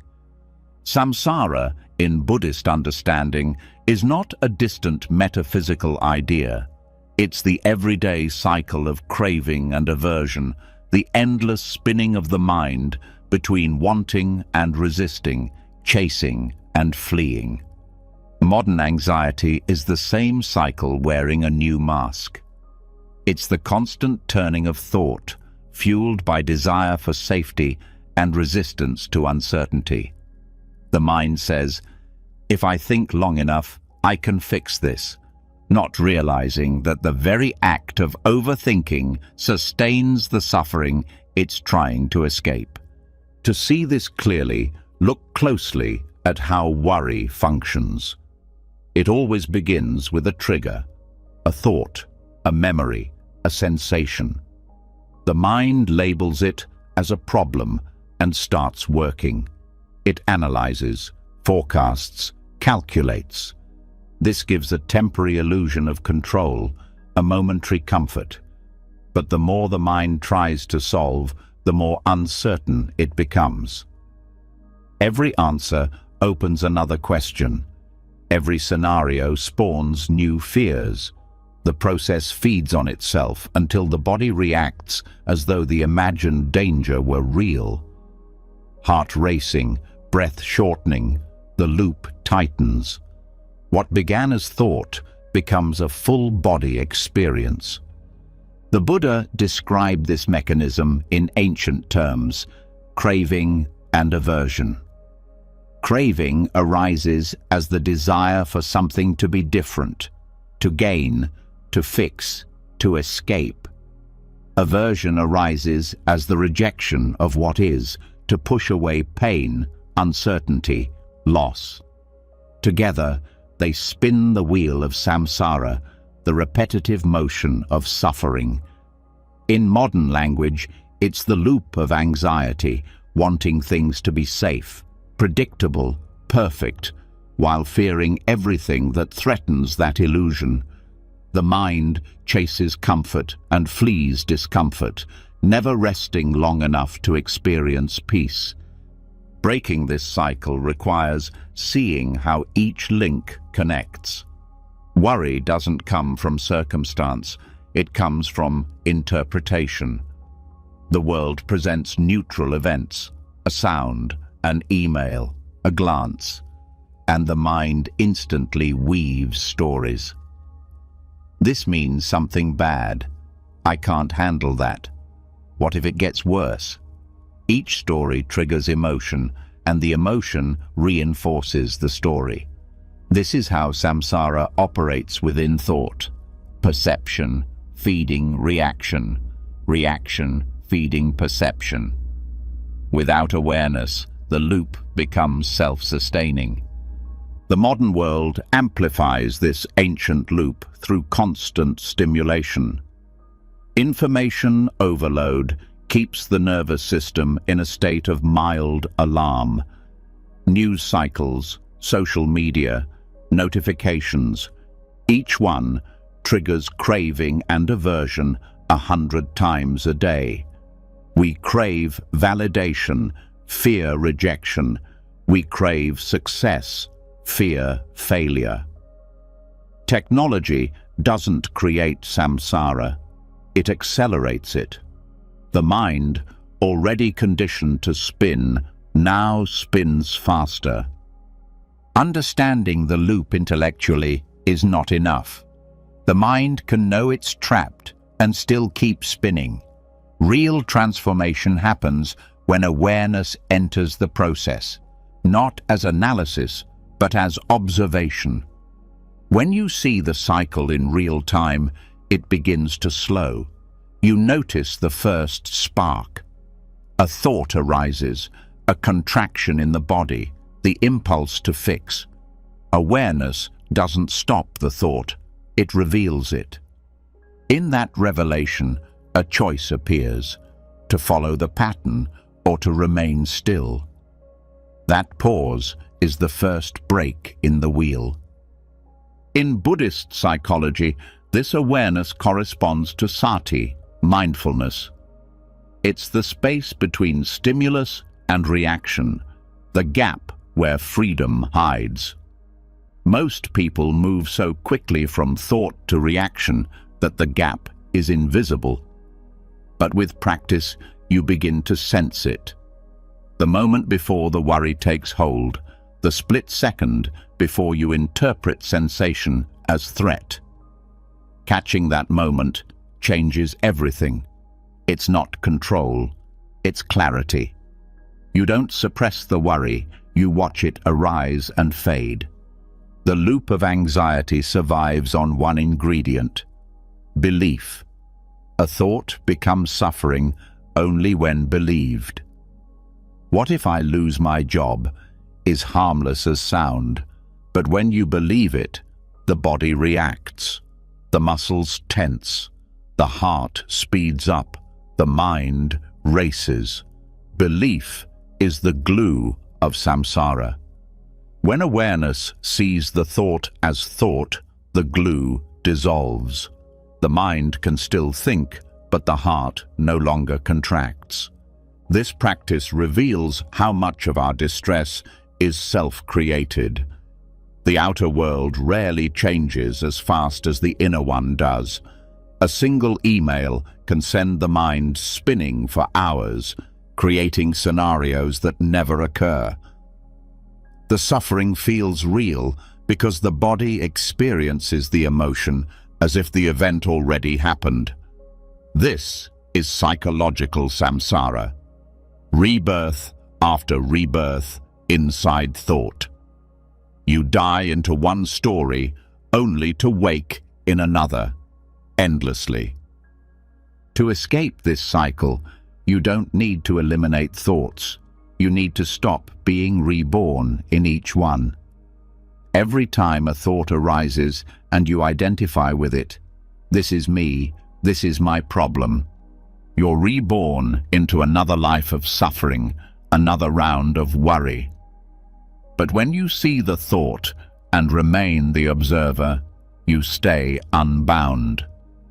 Thoughts continue, but you're no longer inside them. You've stepped off the wheel. Breaking the worry loop also means changing your relationship with discomfort. Worry is avoidance disguised as care. It's the mind's way of not feeling uncertainty. Instead of sitting in unease, it runs simulations of possible outcomes. But unease is not the enemy, it's the teacher. When you stay present with discomfort, it loses its power. The body adjusts, the nervous system recalibrates. What once felt unbearable becomes manageable. This is how resilience is born, not through control, but through capacity. Craving and aversion both arise from misunderstanding, impermanence. The mind assumes that feelings are fixed, that fear will last forever, that pain will overwhelm us. But every emotion, no matter how strong, changes when allowed to move. Fear peaks, plateaus, and fades. Sadness rises and softens. The loop of suffering continues only because the mind interrupts this natural flow. It resists or clings. Awareness restores motion. By letting emotions complete their course, you allow samsara to dissolve within the moment. Modern psychology echoes this truth through concepts like exposure and acceptance. Avoidance strengthens fear, presence dissolves it. Every time you allow yourself to experience a difficult emotion without reacting, you weaken the link of aversion. Each moment of surrender breaks one spoke of the wheel.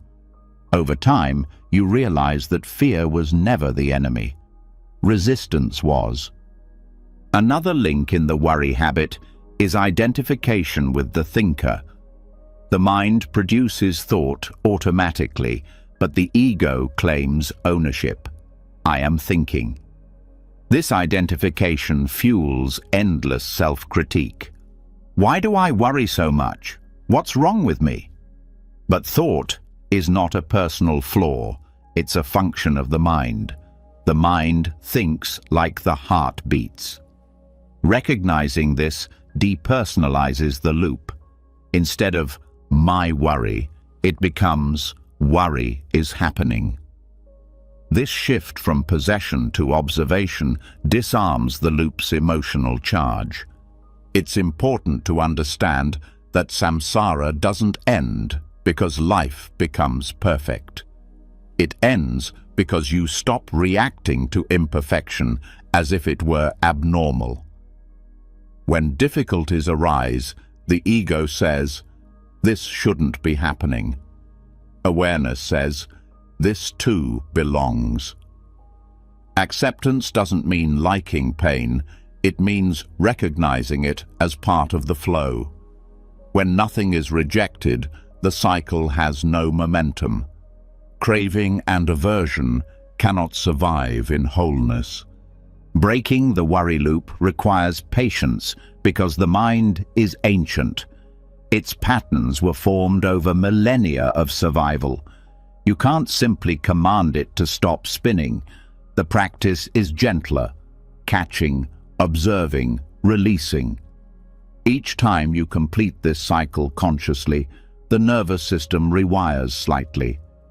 The mind learns that it can face uncertainty without collapsing. This rewiring is modern neuroscience confirming ancient Dharma.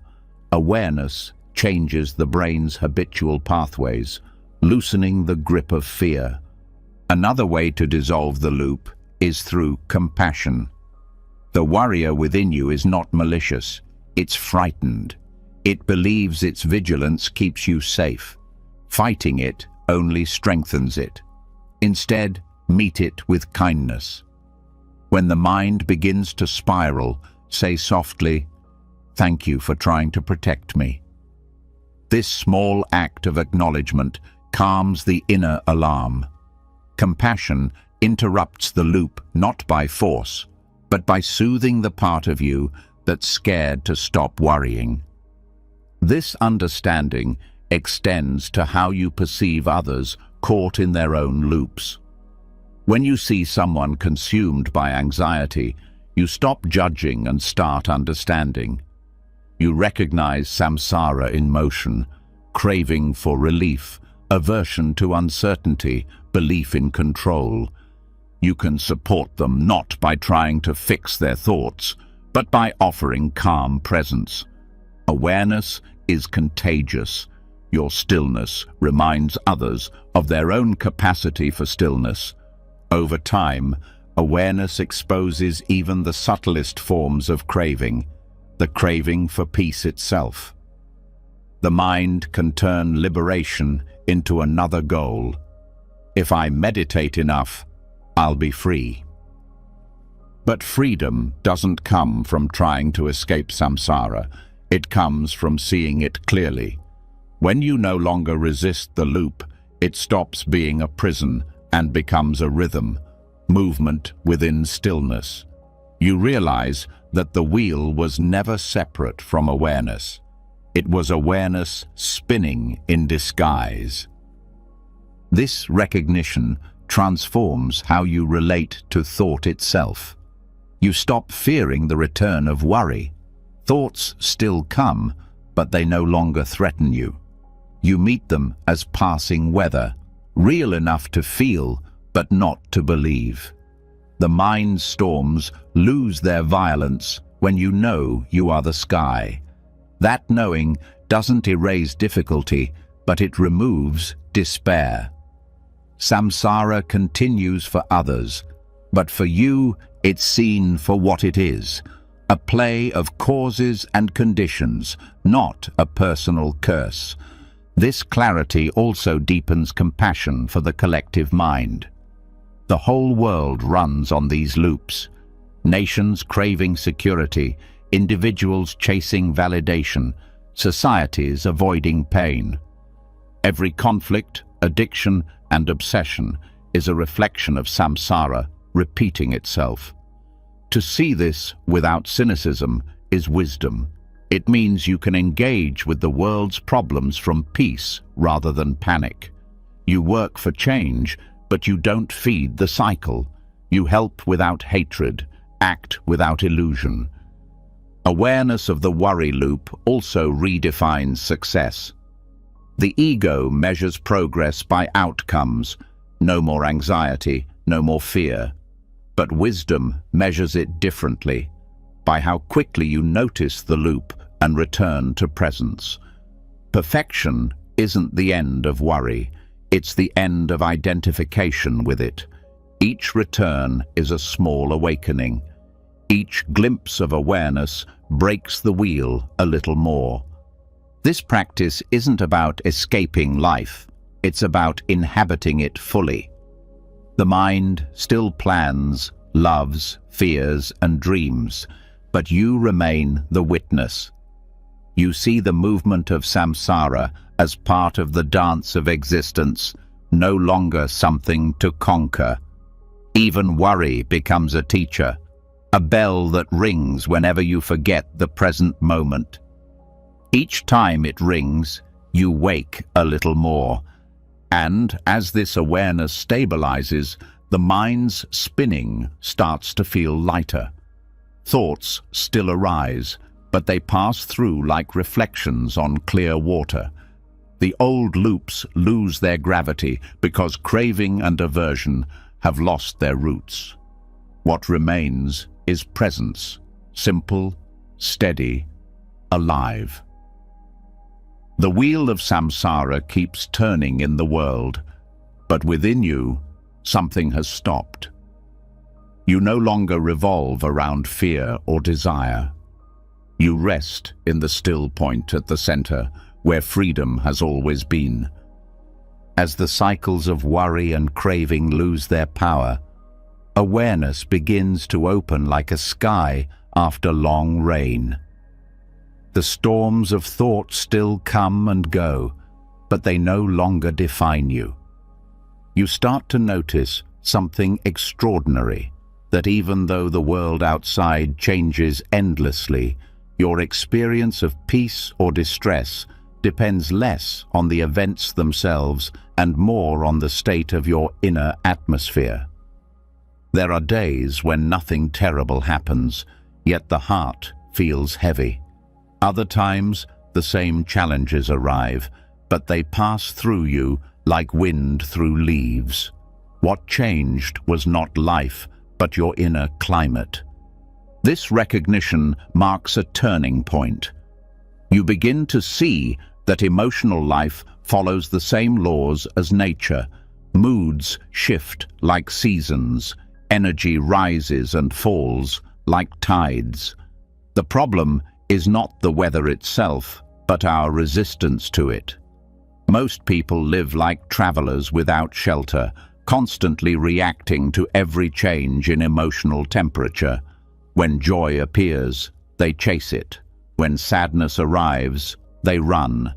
The constant chasing and fleeing keep the heart in turmoil.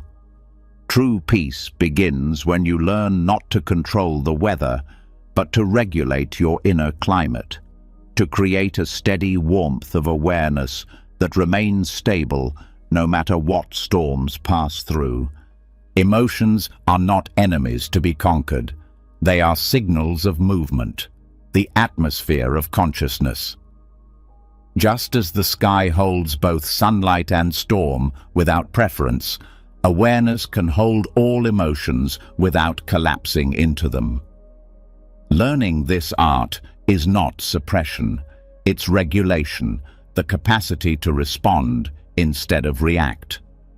It's how you move from being tossed by emotional winds to sailing with them. The first step in transforming emotional climate is awareness of pattern. Every emotion follows a rhythm, a rising, a peak, a dissolution.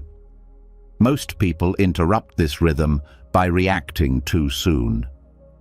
Anger arises and is expressed immediately. Fear appears and is resisted.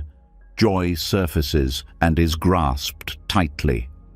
In each case, the emotion never completes its natural arc. It gets trapped, stored in the body, waiting to be released. Over time, these incomplete cycles form emotional residue. the inner equivalent of pollution. Awareness clears this build-up by allowing emotions to move through fully without interference. To understand this process, observe your emotions throughout the day. Notice not only what you feel, but how long it lasts, how it moves, where it lives in the body. You'll begin to see that emotions are not permanent states, but waves. The problem arises when the mind identifies with the wave. I am angry, I am anxious, instead of recognizing anger is passing through, anxiety is arising. The difference seems small, but it transforms your relationship with inner experience.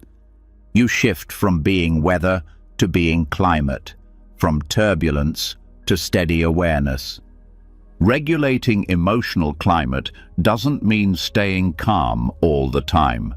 It means holding a stable base of consciousness from which all emotions can be felt safely.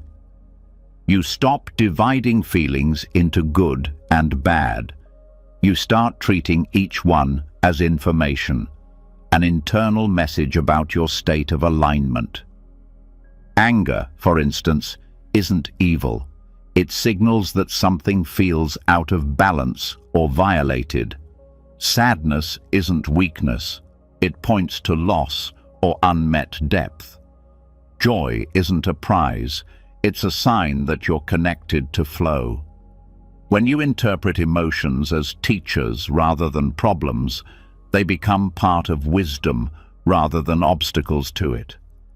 The body is the entry point to this awareness.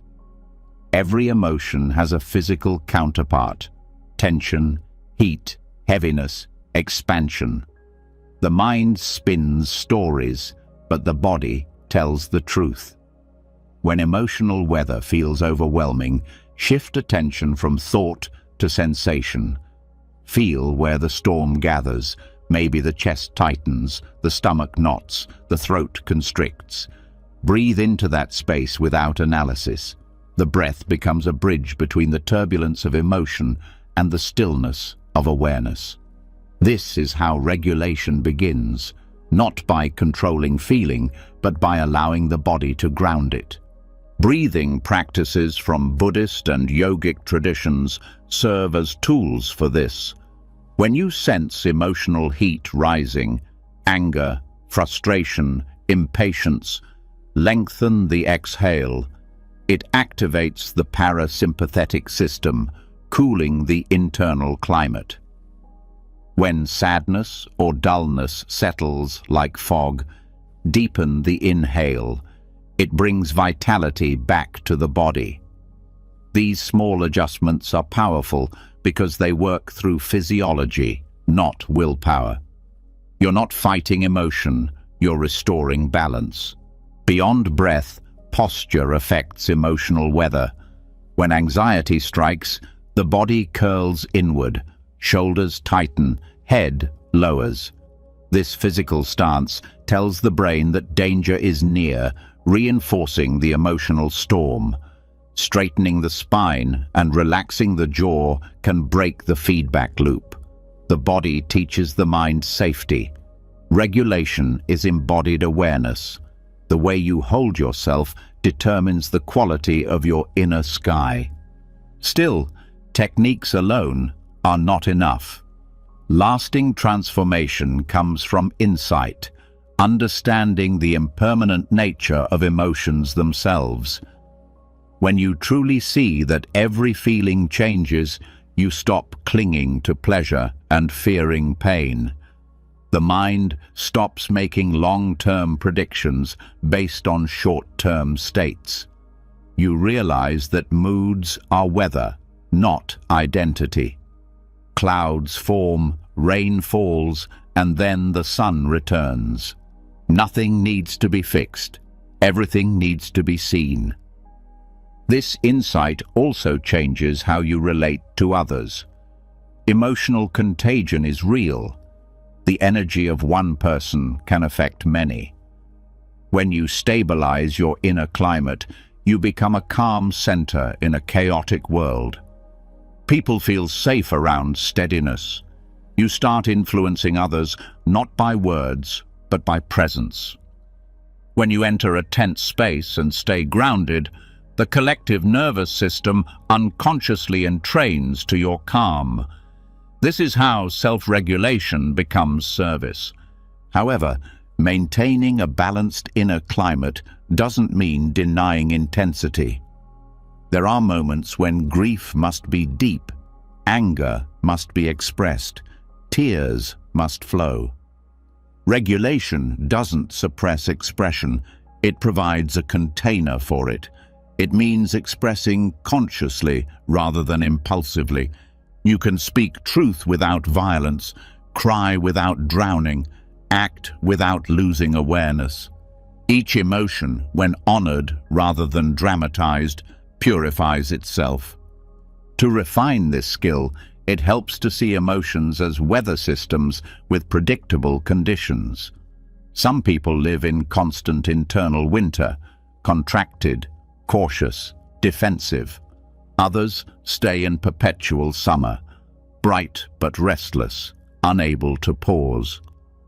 The goal isn't to choose one over the other, but to develop emotional seasons consciously. Sometimes you need the stillness of winter, the letting go. Sometimes you need the growth of spring, the boldness of summer, the reflection of autumn.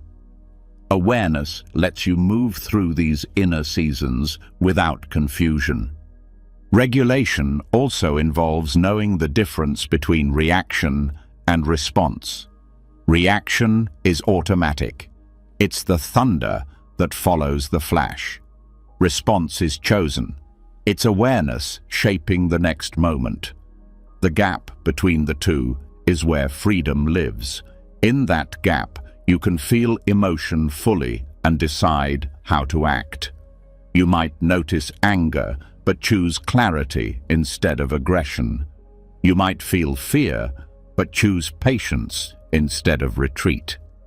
Emotional maturity is not the absence of emotion. It's mastery of response. One of the greatest obstacles to this mastery is judgment.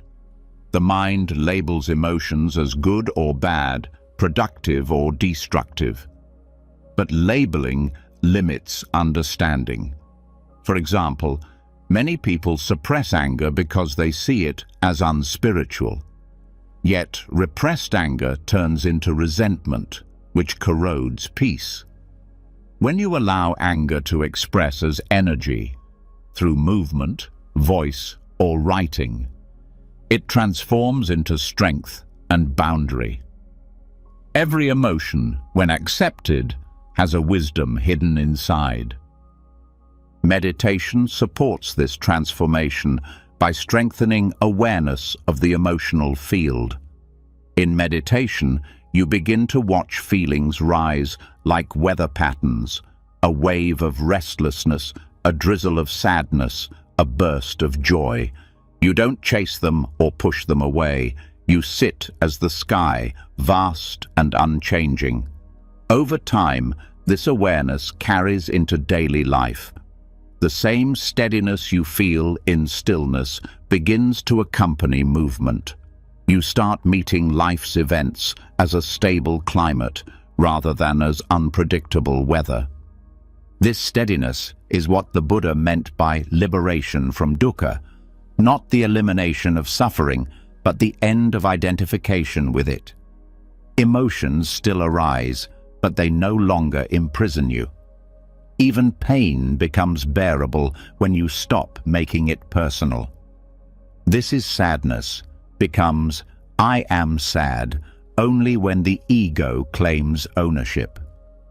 Letting go of ownership releases half the suffering immediately. You learn to host emotions rather than become them. Regulating inner climate also requires nourishment. The emotional system, like the physical one, needs rest, reflection, and care. When you're exhausted, regulation becomes impossible. Sleep, nature, silence, and mindful movement replenish the nervous system. Gratitude practices strengthen the foundation of well-being, acting like sunlight for the emotional body. When gratitude becomes habitual, it stabilizes mood by orienting awareness toward abundance instead of lack. Another form of nourishment is truth. Emotional imbalance often comes from resisting what is true. Denial traps energy. Honesty releases it. When you admit fear, you free the courage to face it. When you acknowledge sadness, you create space for comfort. Truth allows the emotional weather to clear naturally. Pretending to be fine only deepens turbulence. Authenticity, even when messy, aligns you with reality, and reality is always stable beneath appearances. Over time, regulating emotional weather turns into a form of artistry. You start sensing subtle shifts, a tone of impatience, a trace of jealousy, a drop in enthusiasm, before they become storms. You learn to adjust early, a few breaths, a pause, a kind word to yourself. Just as a gardener tends soil daily rather than waiting for drought, you care for your emotional environment moment by moment. Prevention becomes easier than repair. You also begin to sense collective emotional climates, workplaces charged with tension, families vibrating with unspoken fear, cities pulsing with anxiety. Instead of being absorbed by them, you hold presence as an anchor. You contribute clarity without absorbing confusion. You respond with empathy, but maintain boundaries. This is how awareness becomes protection, not a wall, but a field of stability that keeps chaos from entering. Eventually, you stop seeing emotions as separate from awareness at all. They are waves on the same ocean, expressions of energy moving through form. You no longer need to manage them constantly because they regulate themselves within your stillness. Like wind passing through open space, emotion moves cleanly, leaving no residue. The body feels lighter, thought less noisy, heart more open. When this steadiness matures, peace ceases to be fragile. You can face difficult people, unpredictable situations, even loss, without losing balance. The world remains as it is, changing, imperfect, alive. But within you, there's a climate of gentle equanimity. This doesn't make life dull, it makes it vivid. You feel more, not less, because you're not afraid to feel. Each emotion becomes texture, each moment a new shade of sky. Emotional regulation, then, is not about becoming neutral, but about becoming vast enough to contain everything. The more space awareness holds, the less turbulence can dominate. Your calm becomes inclusive, not exclusive. Joy and grief, excitement and fatigue, all are welcome. This inclusiveness is freedom, not detachment. You no longer need to control the forecast because you trust the stability of your own atmosphere. Through this inner stability, compassion deepens. You begin to see that everyone's emotional weather is temporary, even the storms of those who hurt you. Anger in another is just thunder seeking release. Fear is fog needing warmth. When you understand this, you stop taking things personally. You meet others' storms with empathy rather than resistance. In doing so, you help regulate the collective climate, one calm presence at a time. As awareness continues to expand, the emotional landscape grows quiet without becoming empty. Feelings still rise, but they pass gently, leaving clarity behind. Life keeps changing, but within you, There's a consistency, a sky that no longer fears clouds. This inner climate isn't about perfection, it's about harmony. It's about knowing that peace isn't the absence of weather, but the art of staying centered through it. When the inner climate begins to stabilize, something extraordinary becomes visible. The hidden patterns that once seemed chaotic now reveal their purpose.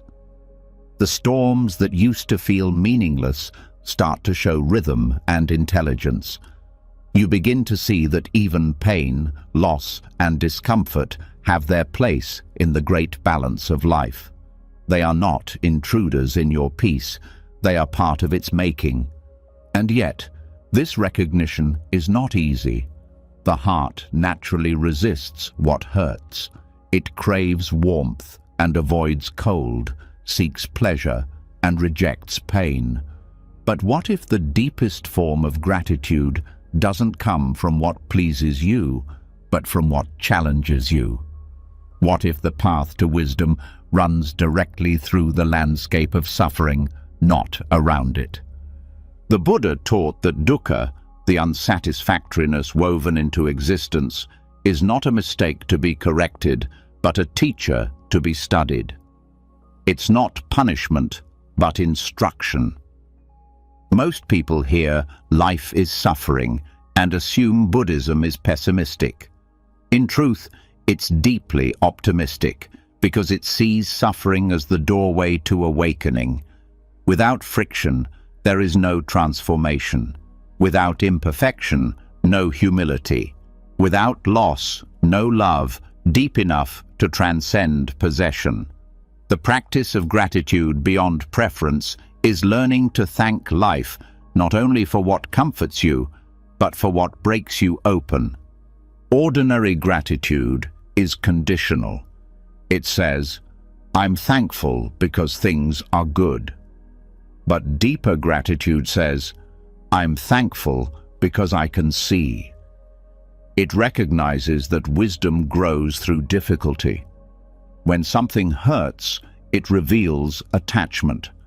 When something ends, it reveals impermanence. When something disappoints, it reveals expectation.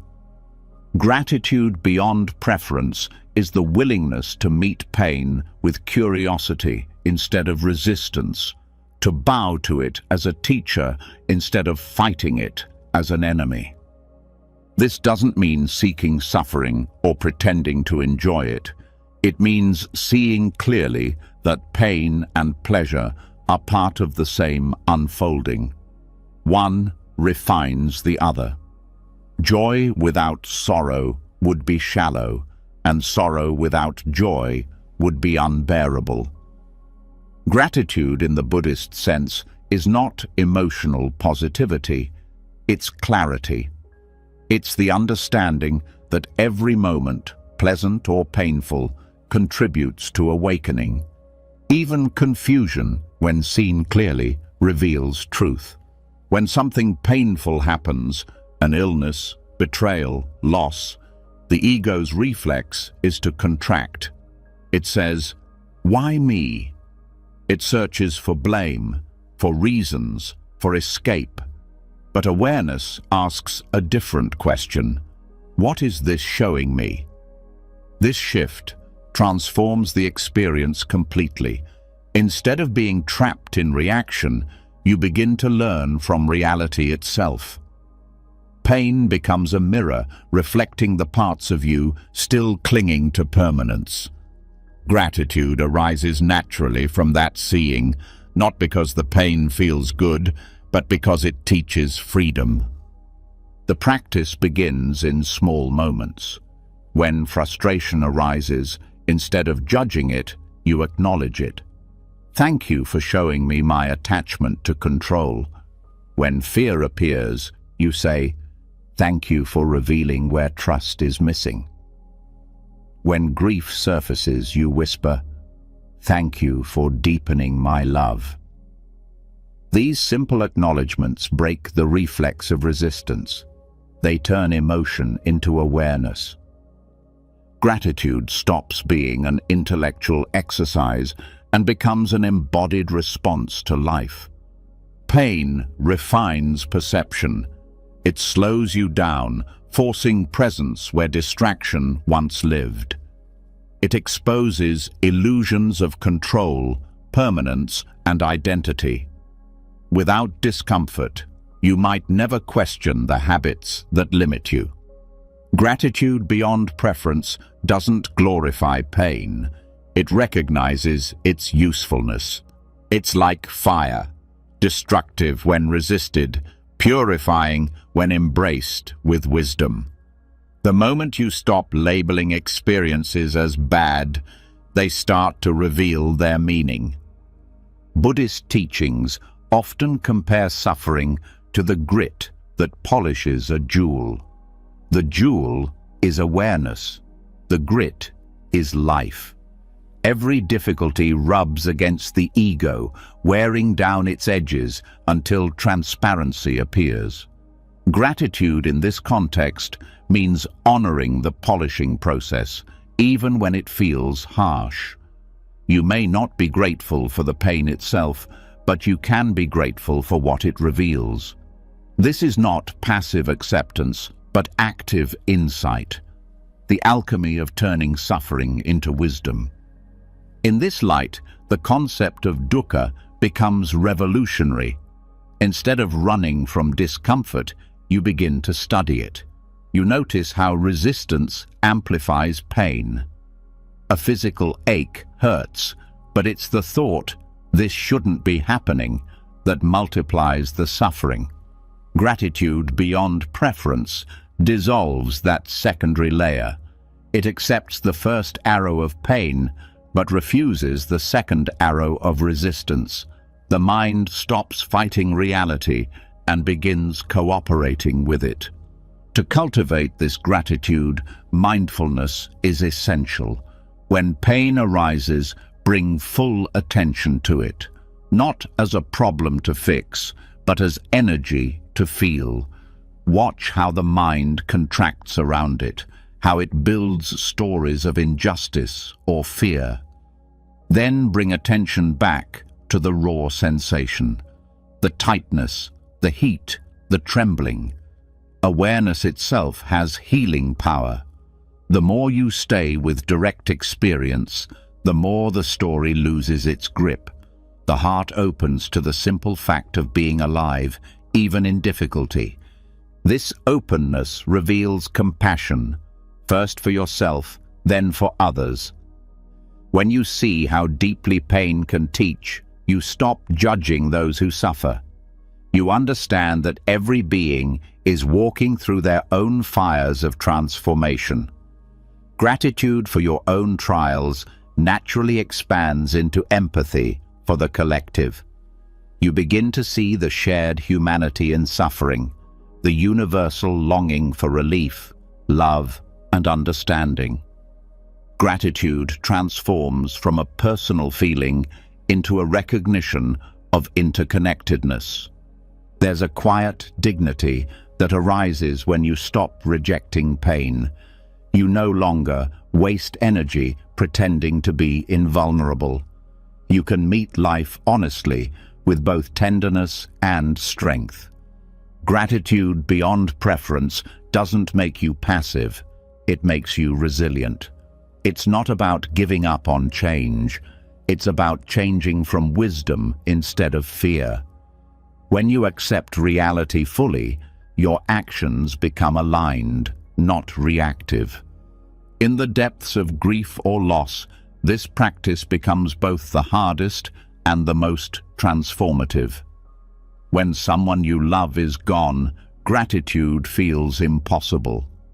But over time, awareness softens the edges.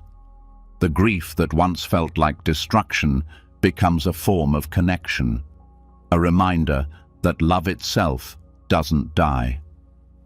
You start to feel gratitude for having loved at all, for having felt deeply enough to mourn. The pain becomes proof of life, a silent teacher of compassion. This kind of gratitude cannot be forced. It arises naturally when resistance dissolves.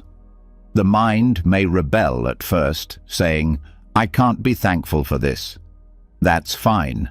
Gratitude is not a command, it's a discovery. It grows when you stop demanding that life match your preferences. When the grip of expectation loosens, even suffering reveals unexpected beauty, a depth of awareness, a tenderness of heart, a humility that success could never teach. Over time, you start seeing this truth in everyday challenges. A delay teaches patience. A failure teaches humility. A conflict reveals attachment. Each moment becomes part of your education in awareness. Life itself becomes the teacher, and gratitude becomes your natural language. The division between good and bad experiences fades. Everything becomes nourishment for awakening. One of the most powerful insights of Buddhist psychology is that suffering is not an error in the system. It's the system working perfectly to wake you up. When something hurts, it's life showing you where illusion still hides. If you meet that pain with resistance, you reinforce the illusion. If you meet it with curiosity and gratitude, the illusion dissolves. Gratitude turns pain into a mirror reflecting truth. This doesn't mean bypassing emotion. Gratitude is not denial, it's depth. You can feel grief and still be grateful for awareness itself. You can experience anger and still be grateful for the chance to learn from it. The key is honesty, feeling everything without distortion. When gratitude includes even what hurts, it stops being selective and becomes unconditional. It becomes not a mood, but a way of seeing. This kind of gratitude also reshapes how you understand happiness. Ordinary happiness depends on pleasant conditions, health, success, love. But unconditional gratitude reveals a deeper happiness that doesn't vanish when conditions change. It's a peace that arises from inclusion rather than exclusion. Nothing is outside of your acceptance. This is the heart of Buddhist freedom, the ability to meet each moment as worthy of reverence. To develop this, practice reflection. At the end of the day, instead of listing what went well, look at what was difficult and ask, what did this teach me? It might show you patience, humility, or surrender. This is not moralizing, but awakening insight. Each difficulty becomes a doorway to self-knowledge. Over time, the heart learns to thank life not for comfort, but for consciousness. Gratitude beyond preference also deepens your relationship with impermanence. When you realize everything is passing, every moment becomes precious. Even pain becomes fleeting, and that awareness lightens it. You start to appreciate the temporary nature of all things, the rise and fall, the birth and decay. Gratitude becomes an act of love for transience itself, for the fragile beauty of existence. When this understanding matures, the line between joy and sorrow blurs. You begin to feel both at once, joy within sorrow, sorrow within joy. Gratitude becomes vast enough to hold contradictions. It allows you to smile through tears, to see meaning even in endings. This is not duality, but wholeness, the full embrace of life as it is. The Buddha often spoke of mudita, sympathetic joy, as the counterpart to compassion. Gratitude beyond preference naturally gives birth to this joy. When you stop resisting your own suffering, You start celebrating others' happiness without envy. You recognize the interconnectedness of all experience. Every joy, even if not your own, becomes reason for gratitude because it reflects the shared potential for awakening.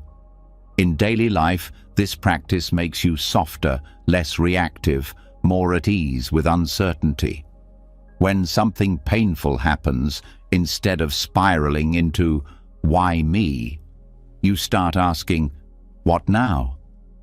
You meet difficulty as part of the path, not as a detour. You learn to trust that pain, when faced with awareness, always leaves you wiser than it found you. That trust is the essence of faith in the Buddhist sense, not belief in dogma, but confidence in the intelligence of experience. Gratitude beyond preference also dissolves comparison. When you stop dividing life into favorable and unfavorable, you stop measuring yourself against others. You no longer need to win at life. You need only to live it fully. This releases tremendous energy once spent on envy, regret, and self-criticism. That energy turns into compassion, the natural impulse to share what you've discovered. Eventually, gratitude ceases to depend on content. It becomes a constant tone beneath the changing melody of life. Even when sadness plays, gratitude hums quietly underneath. It's the awareness that simply being alive, able to feel and learn, is enough. You stop demanding that life be easier. You start marveling at its depth. This is the quiet joy of awakening, the realization that nothing is wasted, not even suffering. When the heart reaches this depth of gratitude, it no longer needs to seek meaning in pain. It experiences meaning through pain. Every tear, every mistake, every loss becomes part of the same sacred pattern. The world doesn't become perfect, but your relationship with it does. Gratitude becomes your natural response to existence, not as a reaction, but as a state of being, where even hurt becomes holy, and every moment, however difficult, is worthy of a silent bow. In the end, peace was never something distant. It was waiting in the space beneath your thoughts, beneath your fears, beneath the endless noise of wanting life to be different. Through every lesson, from seeing the arrogance hidden in worry, to learning the physics of letting go, to loving without ownership, to finding freedom in the word enough, and discovering the stillness inside silence, you've walked the same path the Buddha described thousands of years ago, the path from resistance to presence. Each teaching pointed to the same truth. Life doesn't need to be controlled to be beautiful. When you stop interfering, life balances itself. When you stop chasing, happiness finds you. When you stop clinging, love expands.